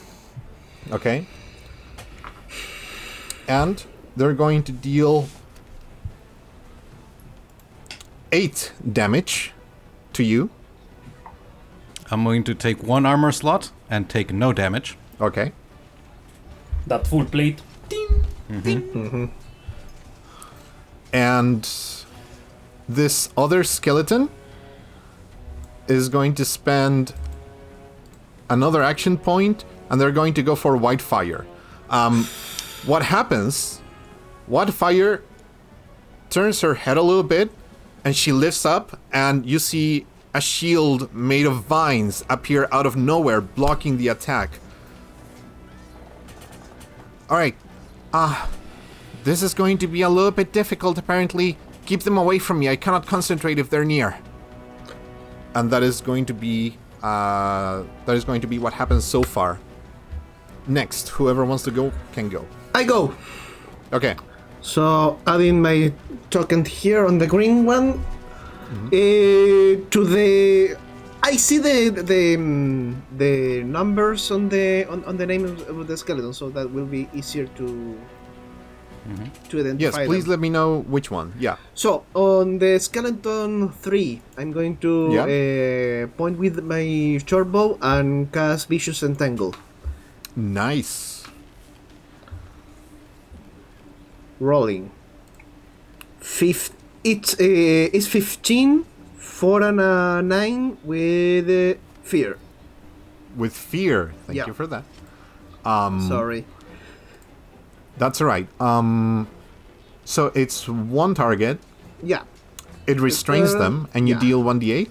So give me that damage. I do 1d8, and on a success, you may also spend a hope to temporarily restrain enemy very close to your target, so the skeleton 4 is restrained. Okay. The damage is going to the skeleton 3. 6. 6 damage. It was skeleton 3, correct? There we go. Damage So, to 3. the arrow goes through the skull, and it blows it up a little bit. But these are undead people. They don't rely on their bones to stay alive all the time. Well, most of them. Not all of them, yeah. Not all of them. So where there was a full skull, now there's half of it. It took a bunch of their health, but they're still standing. But still, they cannot move, and that is a big move. I'm going to restrain them. And that's it for me. Okay. Because I can't do anything else, right? No. If you want to move, you can move as part of your. Oh no! As part of your I'm action, fine but there. you would be the Eh? sniper there. Eiravel, how tough are these? Not that tough. Thank you. Not a lot of things are against my fist. Not necessary. Do your fists have names? Yeah, I was gonna say Actually, it's Gladys. Left and right. Yeah. that's actually a very good question, eh? Yeah. They should have. They should have it. I agree. So I think So I'm if gonna. no one- You wanna Yeah, go? do it. No, I was No, just do gonna it. say probably Emily here in the situation. That these skeletons that run in front of me, that they're restrained, does it give me any benefit, or just as like for some fun? The benefit for restraint is that they cannot move. Yeah. Okay. So Let me and I triple don't- check with my notes, but I believe worry, it's yeah. just they cannot. Yeah, they cannot move. Oh, I trust you. And the damage that I did was for the 3. The one is next to you. Yeah, thank you. So I'm gonna say probably imagine that if they cannot move, can they like? Are there opportunity attacks in this game? No. No, there are no opportunity attacks. So if you want to move, you can move as part of your attack if you want to do one, so I'm or gonna move spell, like etc. here and here and here, something like that. Yeah. And now now that I'm far away enough, I'm gonna like charge up my system and use the scepter to Okay. do a basic attack. Mhm. So let's see how that does. Give me an attack. Oh, come on. Roll. I always roll so poorly in this game. I roll a 19 with fear. 19 with fear. That That's not definitely rolling poorly. hits. What do you mean? No, but I That's- mean I added fear, Fear. To the thing. We don't Yeah. care. Want to How the give game them works. Thank fear. you. Yeah. It's so We don't lovely care. when you It's- give me it- yum yum. It's better when the DM can do things. I'm not Oh, okay. entirely sure. Last time I almost get down. I want challenge. I'm too good at this game. Okay. And my damage, I love puppies. I know. 3 points of damage. 3 points of damage. Okay. Sure, the scepter goes... it was number 3 or 4, I forgot, I'm so sorry. 3. 3, okay. Yeah, so with that hit, you go for the other part of the skull that Nosaku blew away, and without it, it loses its balance and it begins to unassemble itself over Oh, that's time, so cool. you don't need to. Love it. So, a couple of things. I'm going to stop here for a second, because now I'm going to activate a little thing. Oh no. A couple of things. First of all, it's not bad, don't worry. No. It's actually good for you as players. At the bottom right corner, you're going to see a little piece of paper with some leaves. That is your countdown. Yeah. Okay. All right. Right now, you have 2. Because you have killed 2 of the skeletons. I'm not going to tell you how many you need, but please take a look and also remind me to update the countdown as actions happen. Gotcha. Okay. Yeah. But Alright. the other thing that happens as you roll with fear, Emily, Yeah. out of the corner of your eye, you see Eiravel, getting into position to attack their next target. And Yeah. behind them, you see a shadow. It's another person. Like the ones that are floating to get in the Wildheart to make it more alive. Okay. But this one is made of tar. It's black. It's like from the Oh, no. skeleton it grew this. Not really. I raise my hand and It say, looks, Eiravel, watch out. as you behind say you." this, What? this entity, I place the art from Daggerheart to the other side just so they can see it. It's disgusting. It's a mix of root and wood, but everything is just rotten. And as it flies in the direction of Eiravel, you can see it dripping some sort of black ichor. And as it does, Eiravel, it goes through you. No!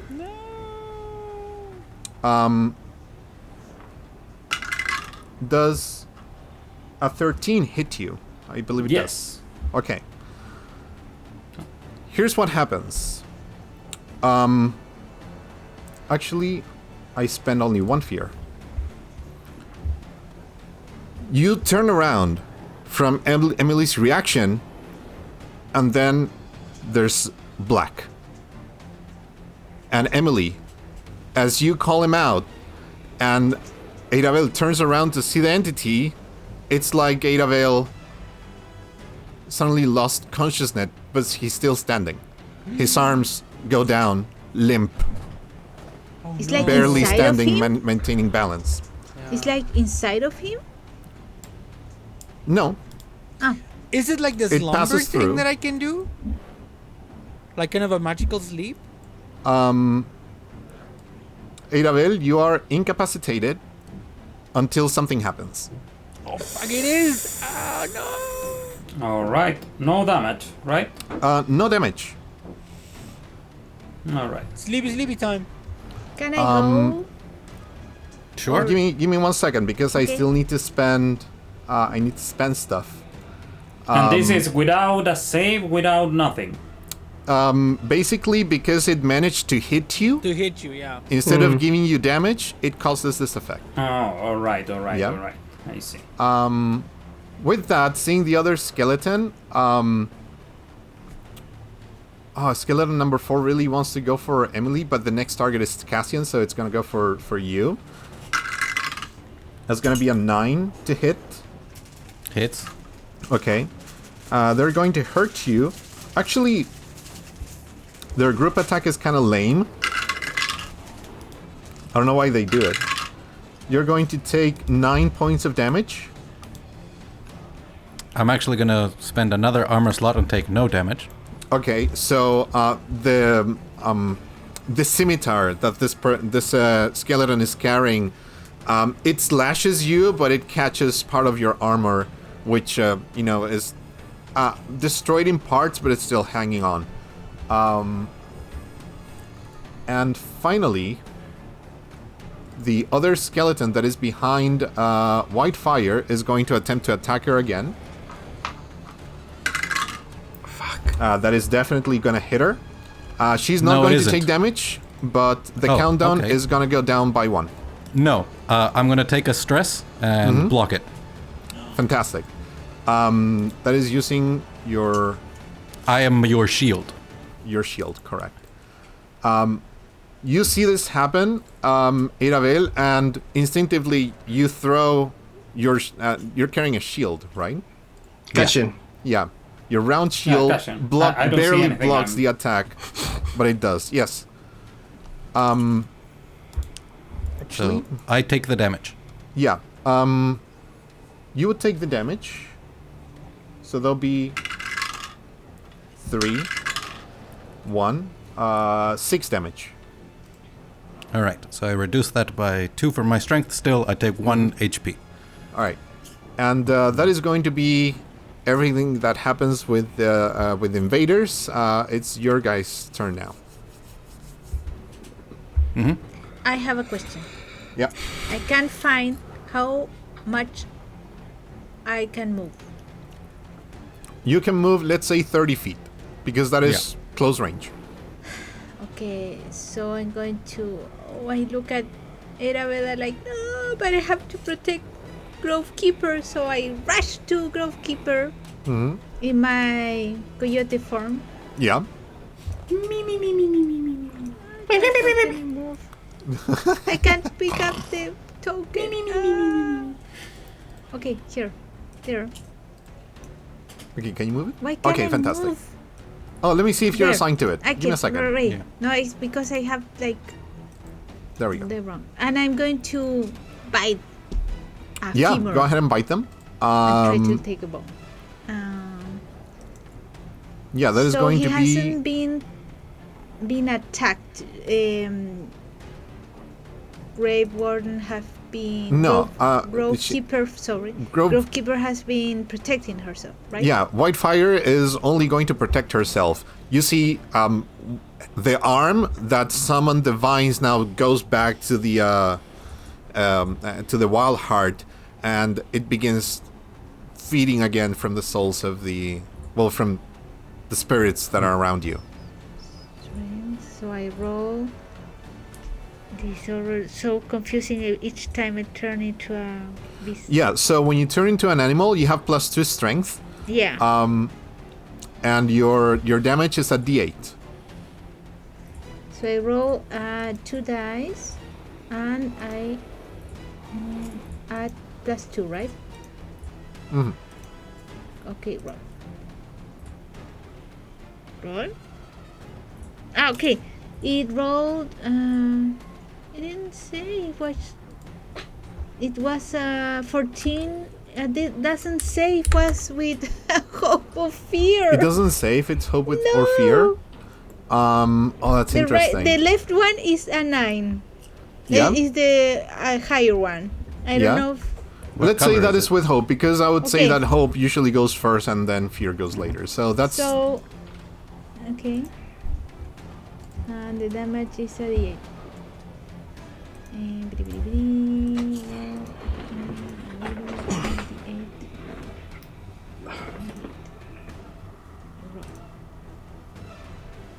Five.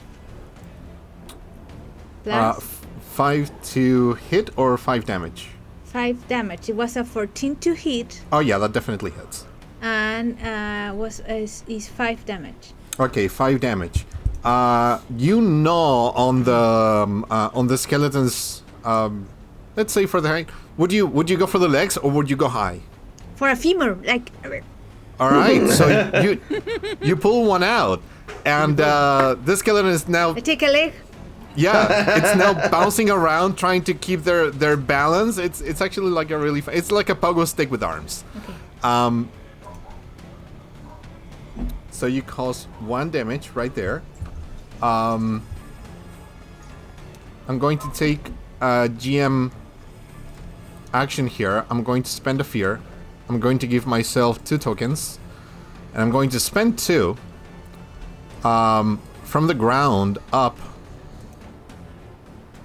this guy is going to come up. Actually, how many are they? It's 2. And this guy is going to come up from here.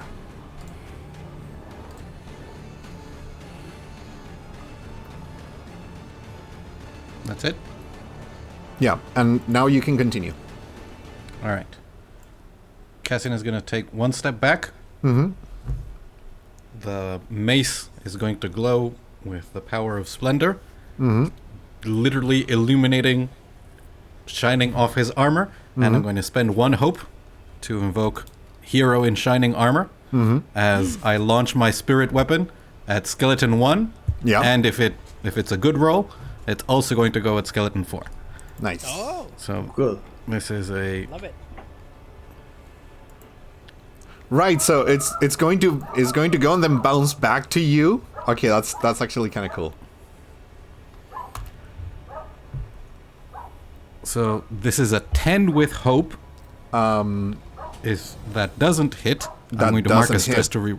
All right, I'm going to mark a stress and re-roll. Okay.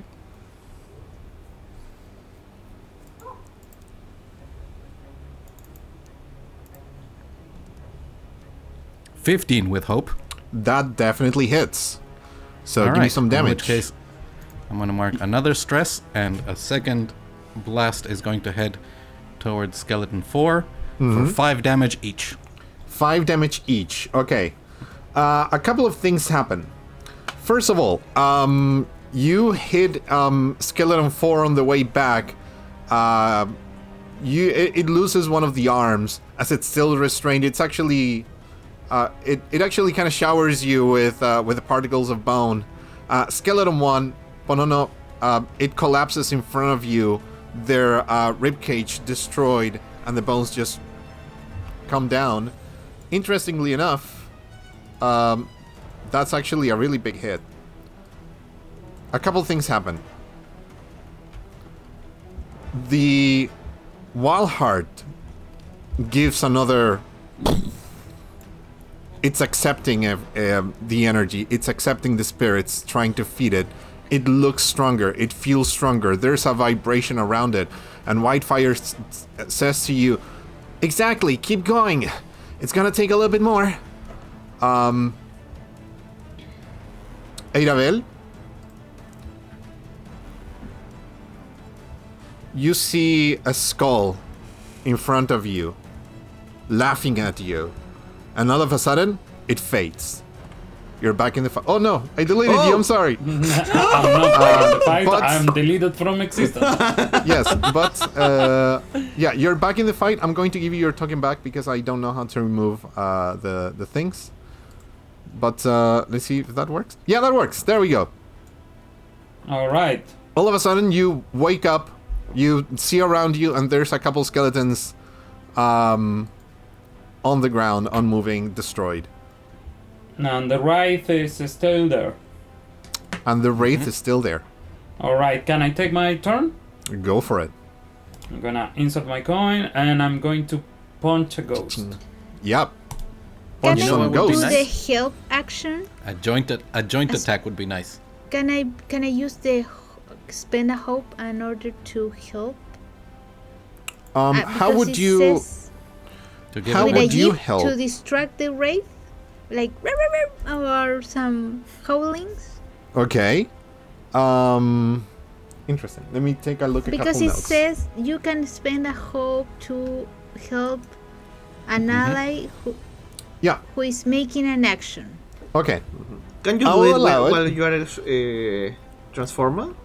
Yeah. Yeah, Sure. I'm Yeah, it's still keeping her. on It's still Ponono. rolling and Cool.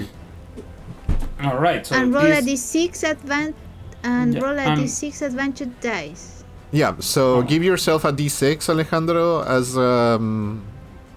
as you roll with hope or fear. all right. I'm going to roll with 24 with fear. 24 with fear. Thank you for that. But that definitely hits. And I'm going to punch the ghost Mm-hmm. for 8 damage. 8 damage. It's interesting. How do you punch a ghost? With That's my fist. Kind of difficult. And you think, okay, my fists are enough. They're loaded with energy. But they Maybe go the through. writings in the fist Yeah. have like I mean, Yeah. I see the skull that it was laughing. I'm going to punch the skull. Yeah. And I don't know if that translates to something. If not, it's okay. You go for this. You go for the skull. You punch it. You crack it, and you would expect the skull to blow up, but instead there's just a crack, and it laughs back at you. It doesn't seem to have the reaction and the effect that you wanted. All right. I'm going to just move right there, Okay. and that's my turn. Mm-hmm. Your gauntlets do magical damage, Yeah, they do. and it didn't. it Okay. didn't do. There was damage, just not as much as you wanted. Yeah, it probably has Alright. like resistance. to- Resistance, I was gonna say, yeah.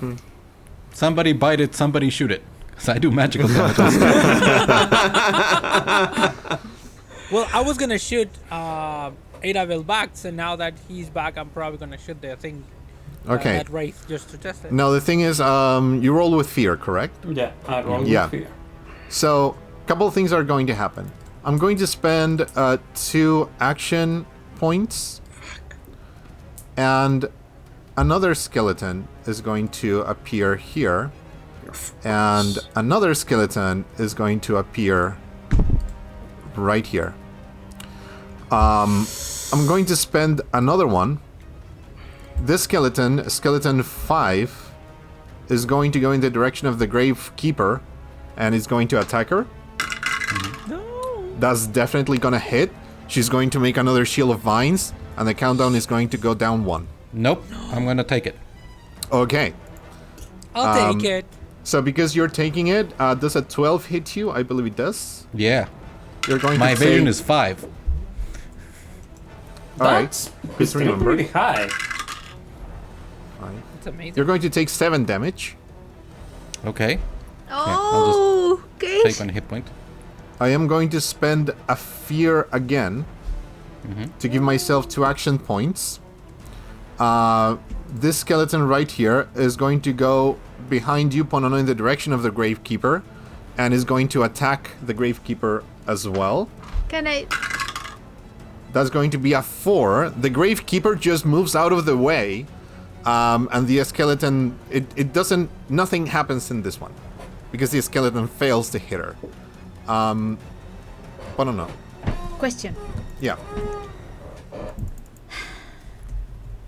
I have also this Warden of Elements, but I have to drop out of my beast form and take an element, whatever.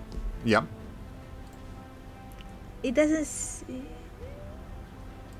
use. They say it's take a stress or whatever, but it doesn't say. Actually, no, you don't need to drop your form. I did look into this. You don't need to drop your form. Your form transforms into the element that you desire. Oh, Whoa. that's really cool. What kind of coyote do you want to be? Let me see. I mean, Fire coyote! And if it is not, it's cool, and I'm gonna rule it like that. no, it That's doesn't a say. great This GM. feature- See? Learn No. people. It's true. This feature can overlap with beast form. So You did the Ponono voice with that. Yeah, I think it overlaps. You can turn into a Firefox. Others. What is very close? 5 feet. Very close is Very 5 close? feet. It's yes. 5 or 10. Yeah. 5 or 10, yeah. One or So two that would squares. be considered melee damage. I mean melee range. I'm sorry. Okay, great. So I'm going to take water. Yep. I'm going to take a water coyote. Okay. And I'm Now- going Oh, that's to, so cool. Now, because here's the thing, I'm going to allow you to prepare this as reacting to what is happening. I'm still not done. Okay. But please describe what the coyote looks like as you prepare for the rest of things that are about to happen. Well, you see like this really like these coyote jeeps and like birds in furs, and the furs disappear, and you see this water like wiggly thing that looks like a coyote, but you see what is this?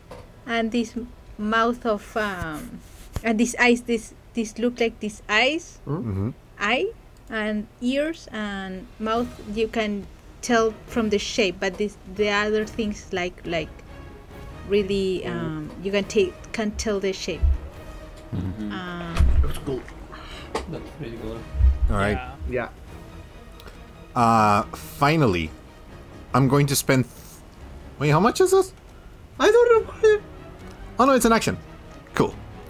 How much is this? So, I'm going to spend a fear to give myself 2 action points. I'm going to spend 1. And, Eiravel, here's what happens. The wraith that you just attacked continues to laugh. And they tap your forehead with their finger. I'm going to make an attack roll here, I think. Yes. It's a 10. I believe it hits. Yeah. Okay. Here's what happens. Actually, let me take a look at something here, because I do need to phrase this correctly.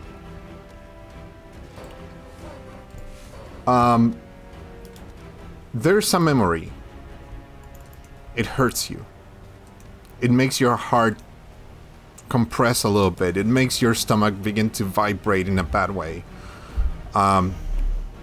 What is that memory? And this is only to you.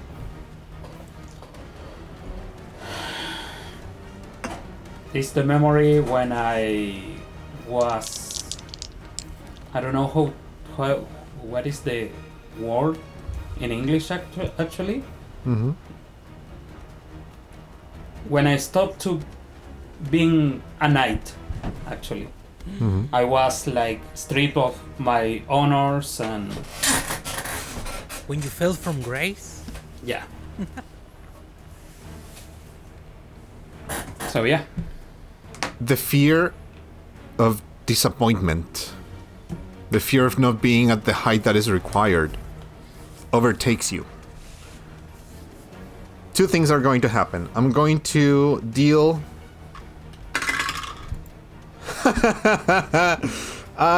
it's 1d20 and I just rolled a natural 1 plus 2. You're going to take 3 magic damage. 3. Which is not much. Yeah, just 3. That doesn't do anything. That Because doesn't my do anything. manor is 4. But you're also vulnerable So? until Attacks the have next advantage on you. rest. So, no, but I mean that's...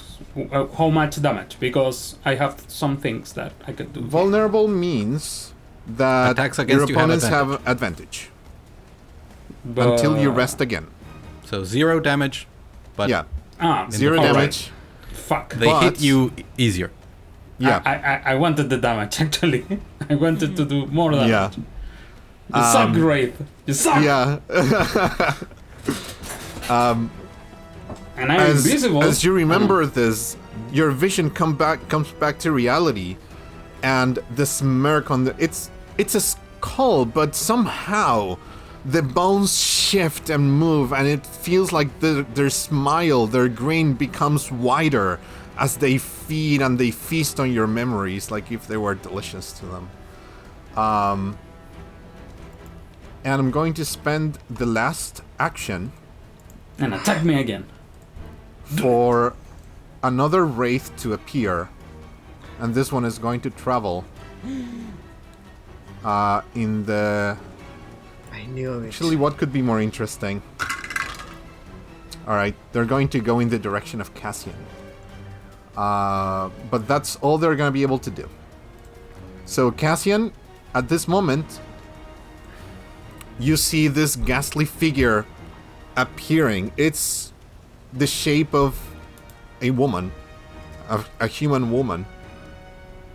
And as she walks into this scenario, the face melts, revealing the skull, and the body turns into bark and vines, rotten. And in a spark, in a fraction of a second, it flies towards you. But that's all they're going to be able to do. You can take your turns now. I can. I'm go. Yeah. That rat that it's appearing, Yeah. going for my companions. Question, mechanical question. Can I use a ranger feature and a subclass at the same time? More than one at the same time? I don't remember the limitations. What do Only you if it want to says do? an action. Ranger focus and apex predator. So, Ranger Focus requires a hope, A so hope. you just spend the hope. Exactly. Yeah. And the So, apex yes. yeah. Okay. You would be able to do both. Thank you. Okay. So I'm going to spend a Here's hope. my proposal. We do a tag team attack. Yeah. So we both roll, and the rolls get added, and that's the attack total. And if we hit, we both. All right. Gotcha. So I'll spend 3 hope. Okay. Nosaku, you also need to spend the 3 hope, No, I believe. only the initiator, I believe. Let me check the rules on that, but we can. Each player we can discuss choose that one later. time per session to spend 3 hope and initiate a tag team roll with another PC. Okay, so let's go with that then. Thank Yeah. you. I don't need to look for things anymore. So I'm gonna charge up my bolt beacon and blast it, and in the shimmering light, distract it enough that you can sink your arrow in. Okay. I roll with hope, looking at what you did. Throwing my. And I'm also gonna spend a hope on my hero in shining armor experience, 18 with hope. 18 with hope. That's Incredible. pretty good. Yes. So, and I got 21 with hope. So Let's go with 18 plus 21 with hope. 21. I think they add up. I think they do. Oh no, choose one of the results yeah, to you apply choose for one. both. Yeah. Yeah, You choose the roll to apply. So let's go with the 21, but there's not that big of a difference. yeah. And now we both do damage. Yeah, would you Gotcha. give me the... It's only one action in the tracker, so would you please give me one? Either of you? Yes. There you go. oh, Thank you. 8 Alright, damage. Wait. If it's a team effort, is one action for Only each one. one? Oh, okay. Only one. Yeah. Got it. That's a good thing about it. It's like Uh-huh. 2 for 1. So that's 8 magic damage, and that wraith is vulnerable. And then Okay, interesting. let me. So, Do I? yeah, you roll damage too. My damage also. Yes, you do. Yeah. To use the Apex Predator, so the proficiency is increased by 1, so I roll an extra 1d6. Mm-hmm. So it's How much damage was it, Cassian? I'm sorry. 8 8. Okay. magic. 2d6. And another d6. And Nosako, I'm sorry for this. Are you doing a shot? Yes, it's a shot. Okay, got it. And I'm use a Apex Predator. So on the normal attack, I roll a 5 in total, and the extra d6 was a 6, so 11 in total. 11 damage. Okay. And I have an stress. The magical essence of your contribution to this attack, Cassian, is very strong. It comes from within you. But you're also fighting something that is abnormal. You're also fighting something that doesn't belong here, and they want to succeed. And as your magic comes through it, it penetrates, but slowly. It's like fighting with this force until, in a second, you see the arrow penetrating the skull directly, and it sticks there. So the 11 damage goes through, the 8 damage is reduced to half. So that's going to be 15 damage. That's still severe, so I'm going to mark 3 HP from this creature. Wait. It's still standing, Is severe? almost barely, yeah. For this creature, it's severe damage because it's 15. Give me a second. Reading something. Okay. Additionally, whenever you deal severe damage to an enemy, they also mark a stress on the Apex Okay. Predator. Okay. Oh. Stress marked. It's a huge hit, but it's still standing around. And at this time, it's going to look at you, Cassian, and it's going to begin to smile and grin and laugh at you. Your power is useless against them. No, because they're vulnerable. That's But true. go ahead. Which one They're not did going to you recognize attack? it, but Yeah. They don't see that they are glowing. Good. all right. So Can I go? sure. Sure. Which one did you attack? The rat. Wraith 2. The rat too. Wraith 2 all. Oh, the 2 of you attack Wraith 2, right? Yeah. Yeah. Correct. So, bueno, Ponono in her water form, coyote water form. Can I use my experience? Because I protect nature Yes, you do. and I like water, Yes, you do. so I can add +3. It says that you Here's- can use Uh-huh. both, but I have to spend. Hope for both? Yeah. I will allow it. Well, I go to. I don't know if because the hope it adds only on the hit, right? Not in Yes. the damage. Yes. So I'm going to use only one from I protect Okay. nature. Okay. So give yourself a +2 to your attack roll. +2. So I'm going to attack with a bite to the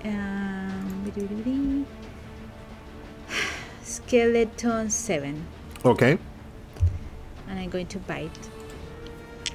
So it's a +2 +2. Ooh, no, with fear. Yes. But it is 17, 21 with fear. 21 with fear. That definitely hits. But you give me a fear. Roll some damage. So does it add something to damage or still like a D8? Um, Melee strength D8.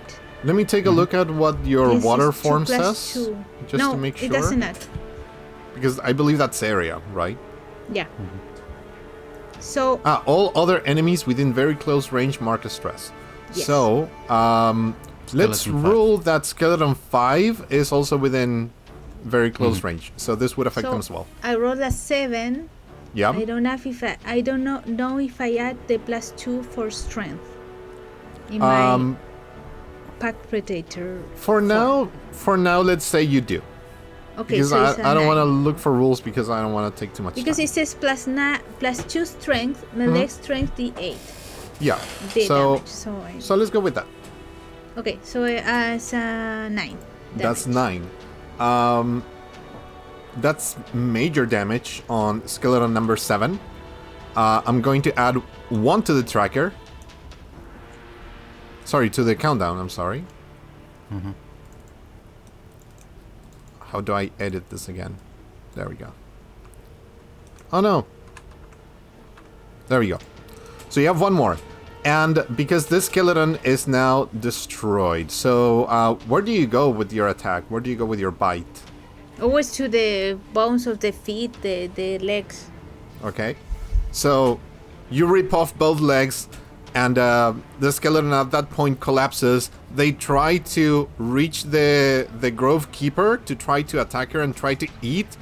And instinctively, the Grove Keeper steps on the skull and kills it for you as well. And that's going to be the +2. So And skeleton remember number that 5. They gain a fear. I gain a fear, but they gain a stress. Yes, a That's stress. good. Sorry. Yeah, I'm just trying to find number 5 here because the list of skeletons is too big. But since you roll with fear, couple things are going to happen. The wraith is incapacitated. Right? It's it's vulnerable. Correct. So, well, that doesn't mean anything to them. Something very similar is going to happen here. It's going to come this way. Cassian the Wraith, I'm going to spend an action here, is going to, again, tap your forehead. And let's see if anything happens first. Yes. You're going to suffer. Why? That's a 2. Can you roll better? That's going to be 4 damage. No. No, thank you. That's gonna be 4 damage, Okay. magical, as a terrifying memory buried deep within your mind comes back to face you. What is that memory? I think it's before I achieved the first miracle. I think it was trying to save my family member's life and feeling their blood running through my fingers and knowing that they were going to die. You look up to the wraith, and the blood on your hands is now the blood running down the wraith's face as it grins, and there are now more teeth, and the mouth inside is just a deep black hollow. The other action point is going to go to Skeleton. Actually, let's give Skeleton 6 a little bit of action here, because they haven't done much. They're just trying to stand up. Skeleton 6 is going to run and is going to go over the table here to try to attack the Wildheart. It has the same DC as Whitefire.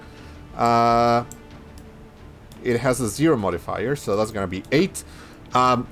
As it's actually funny. The skeleton runs up and trips on part of the table and falls down on it, and now he's like served, and he looks to all of you like, oh no, and tries to stand up, and that is all it's gonna manage to do. Sure, why not? I'm going to spend a fear to give myself 2 action points, and Skeleton 5 is going to make an attack on the Grove Warden. That's gonna be a 13. It definitely hits. Should I roll for damage here? Or I mean, if you want to, but I block it. okay. So if you block it, that's what I'm asking. If you block it, you receive 8 damage. So 8 reduced by my strength is 6. Yep. I'm gonna spend an armor slot just because I'm at half hit points. So even though, yeah, I'll spend another armor slot and take no damage. Okay. And a skeleton 8 is going to... Who's here? Yeah, this is a long fight. I'm sorry, guys. It's okay. But there's a way out. Yeah, sure. So skeleton 8 is also going to run towards the Wildheart and is going to attempt to grab one of the souls, trying to feed it. That is going to hit as well. Unless you decide. Is it going to block reduce as the well. countdown? Here's what I'm going to tell you, just to make it easier for you to understand. Every time Whitefire has to lose concentration to cover herself or the Wildheart, one countdown, the countdown goes down by 1. Okay. So I'm going to block it. Okay. What do you need to block it? Like stress? Yeah, it's a stress. 4. And then That's I gonna take the be- damage. That's gonna be 6 damage. I'll spend another armor slot and take no damage. Okay. With that, I'm not going to spend any more fear. What do you want to do? Can I go? Sure. Skeleton 8, Vicious Entangle. After you know Saku, I would like Emily to go because Emily hasn't gone in a while. Sure. Yeah, but Well- after you know Saku. But if you want to go now, Emily, it's okay. Or you can decide. Or you could tag team. Yep. I have 3 hope. I think I have 3 hope. Sure. I was thinking about doing something else first though, but I think we can do that and then I can do this because it's not an action really. And I just want to use it so we have it. Do you want to go? I think we should do the tag team then maybe, and try to get rid of this. Who should we go against? I think we should try to get rid of like as many skeletons or the wraith. I'm a little bit far away now. I mean, I can shoot one or use the spell and restrain the other ones. Oh, that's I don't know that restrain is going to help us because they're already Yeah. at the Wildheart. You're right. Yeah. Maybe you can shoot one and I shoot another, like with the thing, and we try. Or maybe we should both of us shoot one together, and then we get rid of one, and we add it to the countdown. Hopefully. Which of the skeleton, because I get lost, are looking rougher? Yeah. I can tell you that Skeleton 4 is looking rough. Skeleton 5 seems unnerved, but they are very healthy. Yeah, they took some stress, but no damage. And the rest are there any more? Untouched. I We have think 6 Skeleton and 8 8, is untouched as well. Yeah. Yeah. 8, I'm sorry. Yeah. Yeah, and 6 as well. So maybe let's go for 4 then. What do you think? Or yeah, I think I'm going to change my tactics also. I'm not going to shoot. I'm going to run. We get down of the rock. Okay. So let me see if I can. Well, where's the? It's 30 feet, right? Yeah, around 30 feet. You can do like one more block if you're really fast. I would allow that actually. Yeah. Okay. Yeah. If you agree with me, I'm going to use my breath weapon to this 3 skeleton in front of me. The 4, 8, and 6. Okay. That's Okay, this could be awesome. big actually. This could be Yeah. big. Yep, particularly as part of a tag team, so you can try and get a really good result. Exactly. Yeah. All right, So I'm so gonna spend my 3 hope. yeah. One of Wait. you. So Emily, you give me the action in the tracker. Okay. Helena, I have 4 hope. If you want, I can spend the 3. I spend the 3. Oh, sure. It- Awesome. Thank you. I Okay. can use hope for this. So only one spends the 3? I got that wrong. Correct. I thought Yes, only both one had to spends the spend 3. Oh, that's Oof. But- really cool, actually. A character it's can one only per- initiate a tag team once per session. Oh, Yeah. yeah. That So makes I sense. can no longer initiate. I can be a part if someone You can else be a initiates. part of. but- Yeah. Yeah. Makes sense. So, very close. The best references, but the best references. Okay, Yeah. So, Solving problems at all times. how is this working on? Because how do we go? Okay. So you spent the hope. You Yeah. gave me the action, and you have described your attack. Did you describe your attack? I haven't yet for myself. Okay. So that. Okay. So I need to know that just to see how it works out. Can we do the Pokemon thing in which like you breathe in and about to breathe the fire and I shoot like the lightning at you and it goes like and it like supercharges you? I just going to yell freeze. So. That's cool.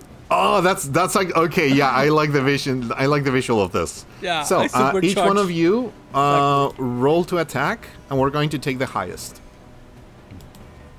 We both roll 21 the- with fear. Yeah, Yeah. both of you Or- roll.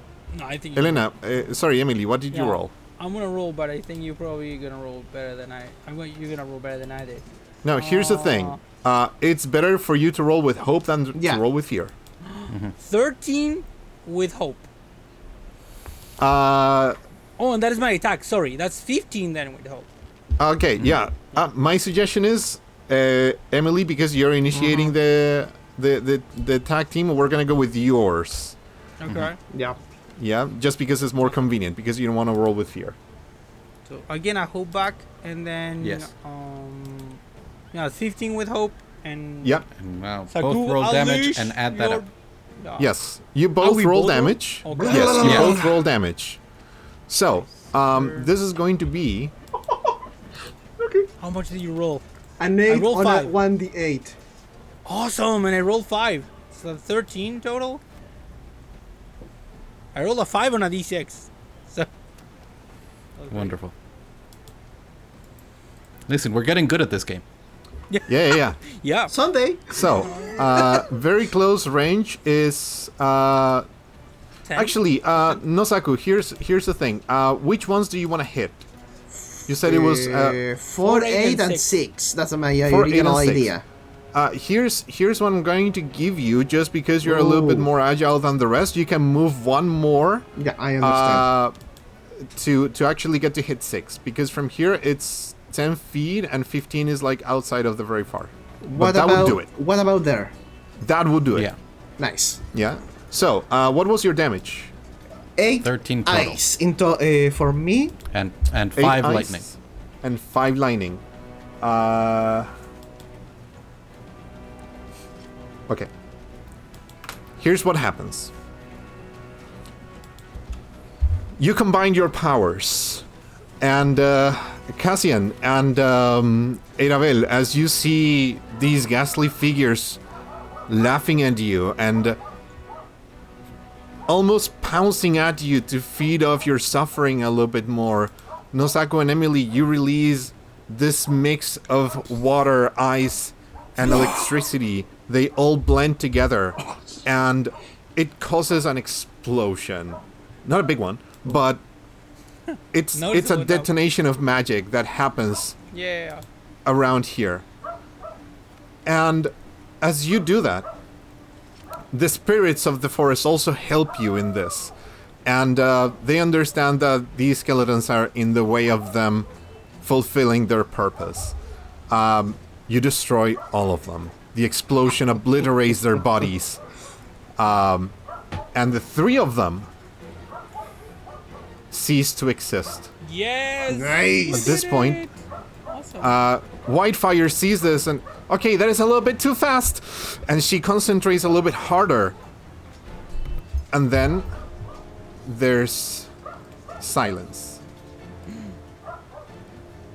As the Wildheart doesn't bark like my dog. I didn't But- hear anything.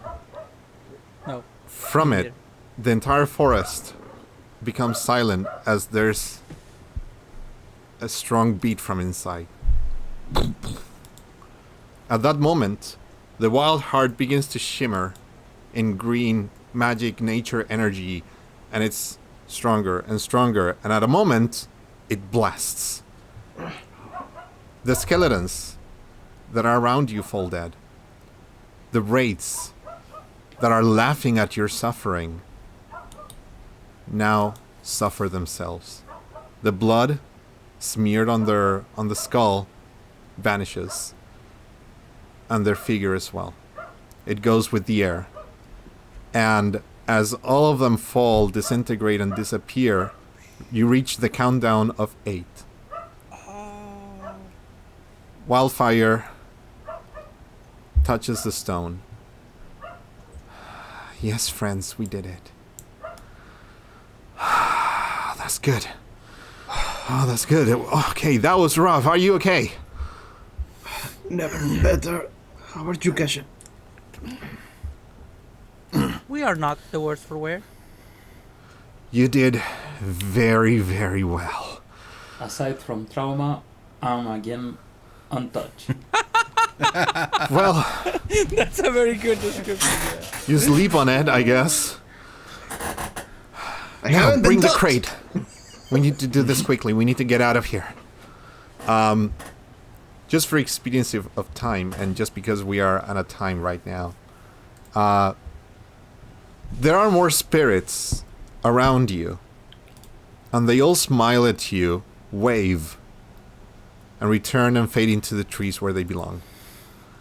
Part of the energy of the protective barrier fed by the Wildheart from Hush now lives inside the Wildheart, one of them that reside in the sacred tree. At this point, you bring the Wildheart back into its chest. All right, we're done. It's going to take a little bit of time for it to start beating normally again, but it needs to connect to its land to fully be alive again. Don't worry about the time. It's going to be alive again, doesn't matter how long. We just kick-started the whole process, but if you don't mind, we can bring it back to my home. I'll take care of it. And you can, I don't know, just rest a little bit. You deserve it. That was very good. Just, she Oh, jeez. she takes a little medal from one of her pouches and hands it to you, Ponono. With this, at the tavern, they will know it is you and that I sent you. Whatever you want to eat, whatever you want to have from there, it's on me. And they'll know from this. So Ponono drops her from her coyote water form and takes the medallion. The token. Thank you, my lady. It's all my pleasure. You all showed your worth. I have to be honest, I doubted you. I thought, okay, why are they sending a whole bunch of...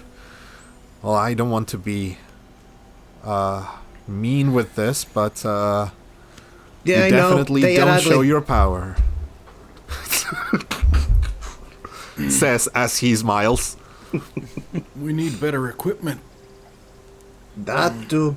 What do you mean? We're fine.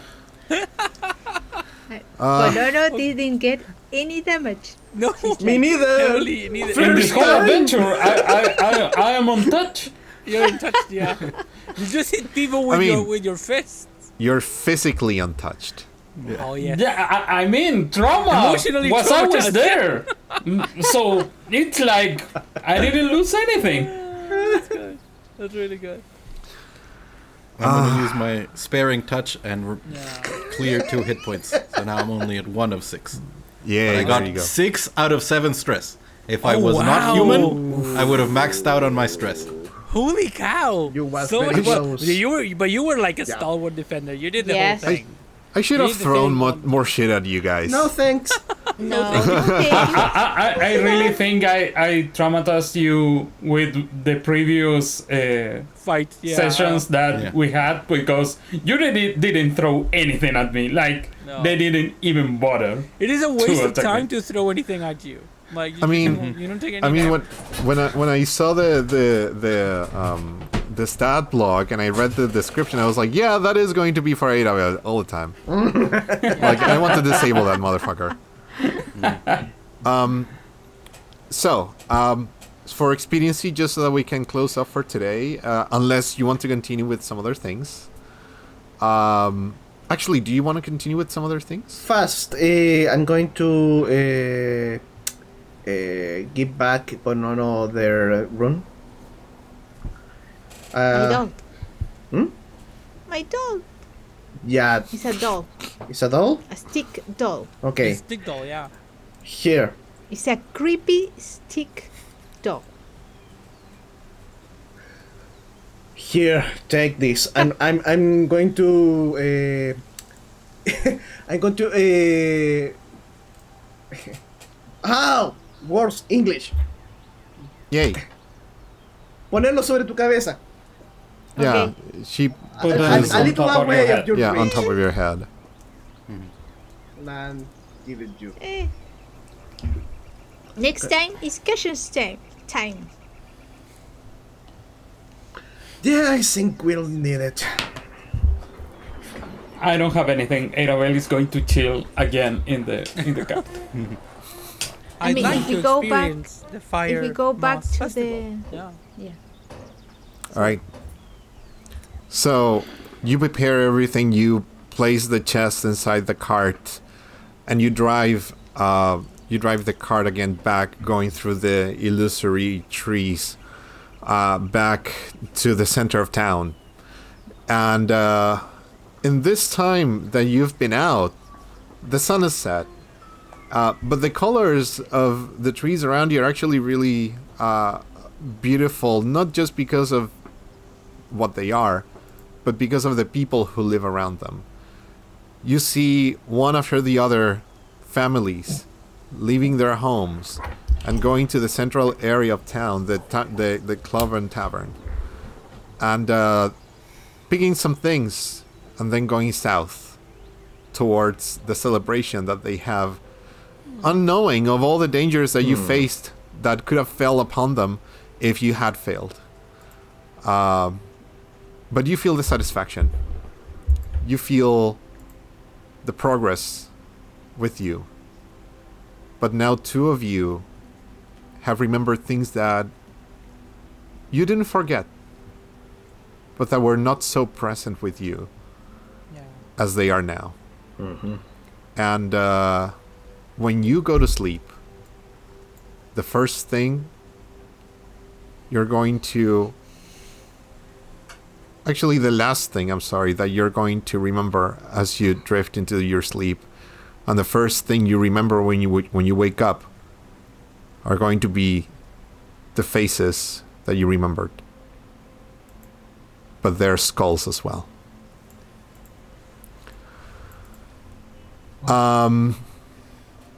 Should we cut it here? I have one last Or- thing. Wow. Yes. Before I go, or the next day or whenever, I go to Nosaku and I go, that was an excellent, excellent use of your breath. And I give you 3 hope for next time. Because I still have to clear dice like Never I goes love to it. waste. I love it. Yeah, I like the what is it, like the broken Seraph mechanic. Love Yeah. it. Yep. Thank you. So, Wow. we're going to finish it off here for today, just because it's kind of time. You still have a couple of things to do around town if you want to do them next time, if we have a next time. Cool. But the adventure finishes here. Awesome. Yeah, look at this wall of things that you've done. It's actually really Wow. cool. You killed bandits. You basically resurrected part of a forest. You discovered some very nice people that maybe you'll want to come back to and talk to. And yeah, you saved a whole bunch of people and the future of one of your tribes. Cassian, yeah. Do we level up? you do level up. Finally.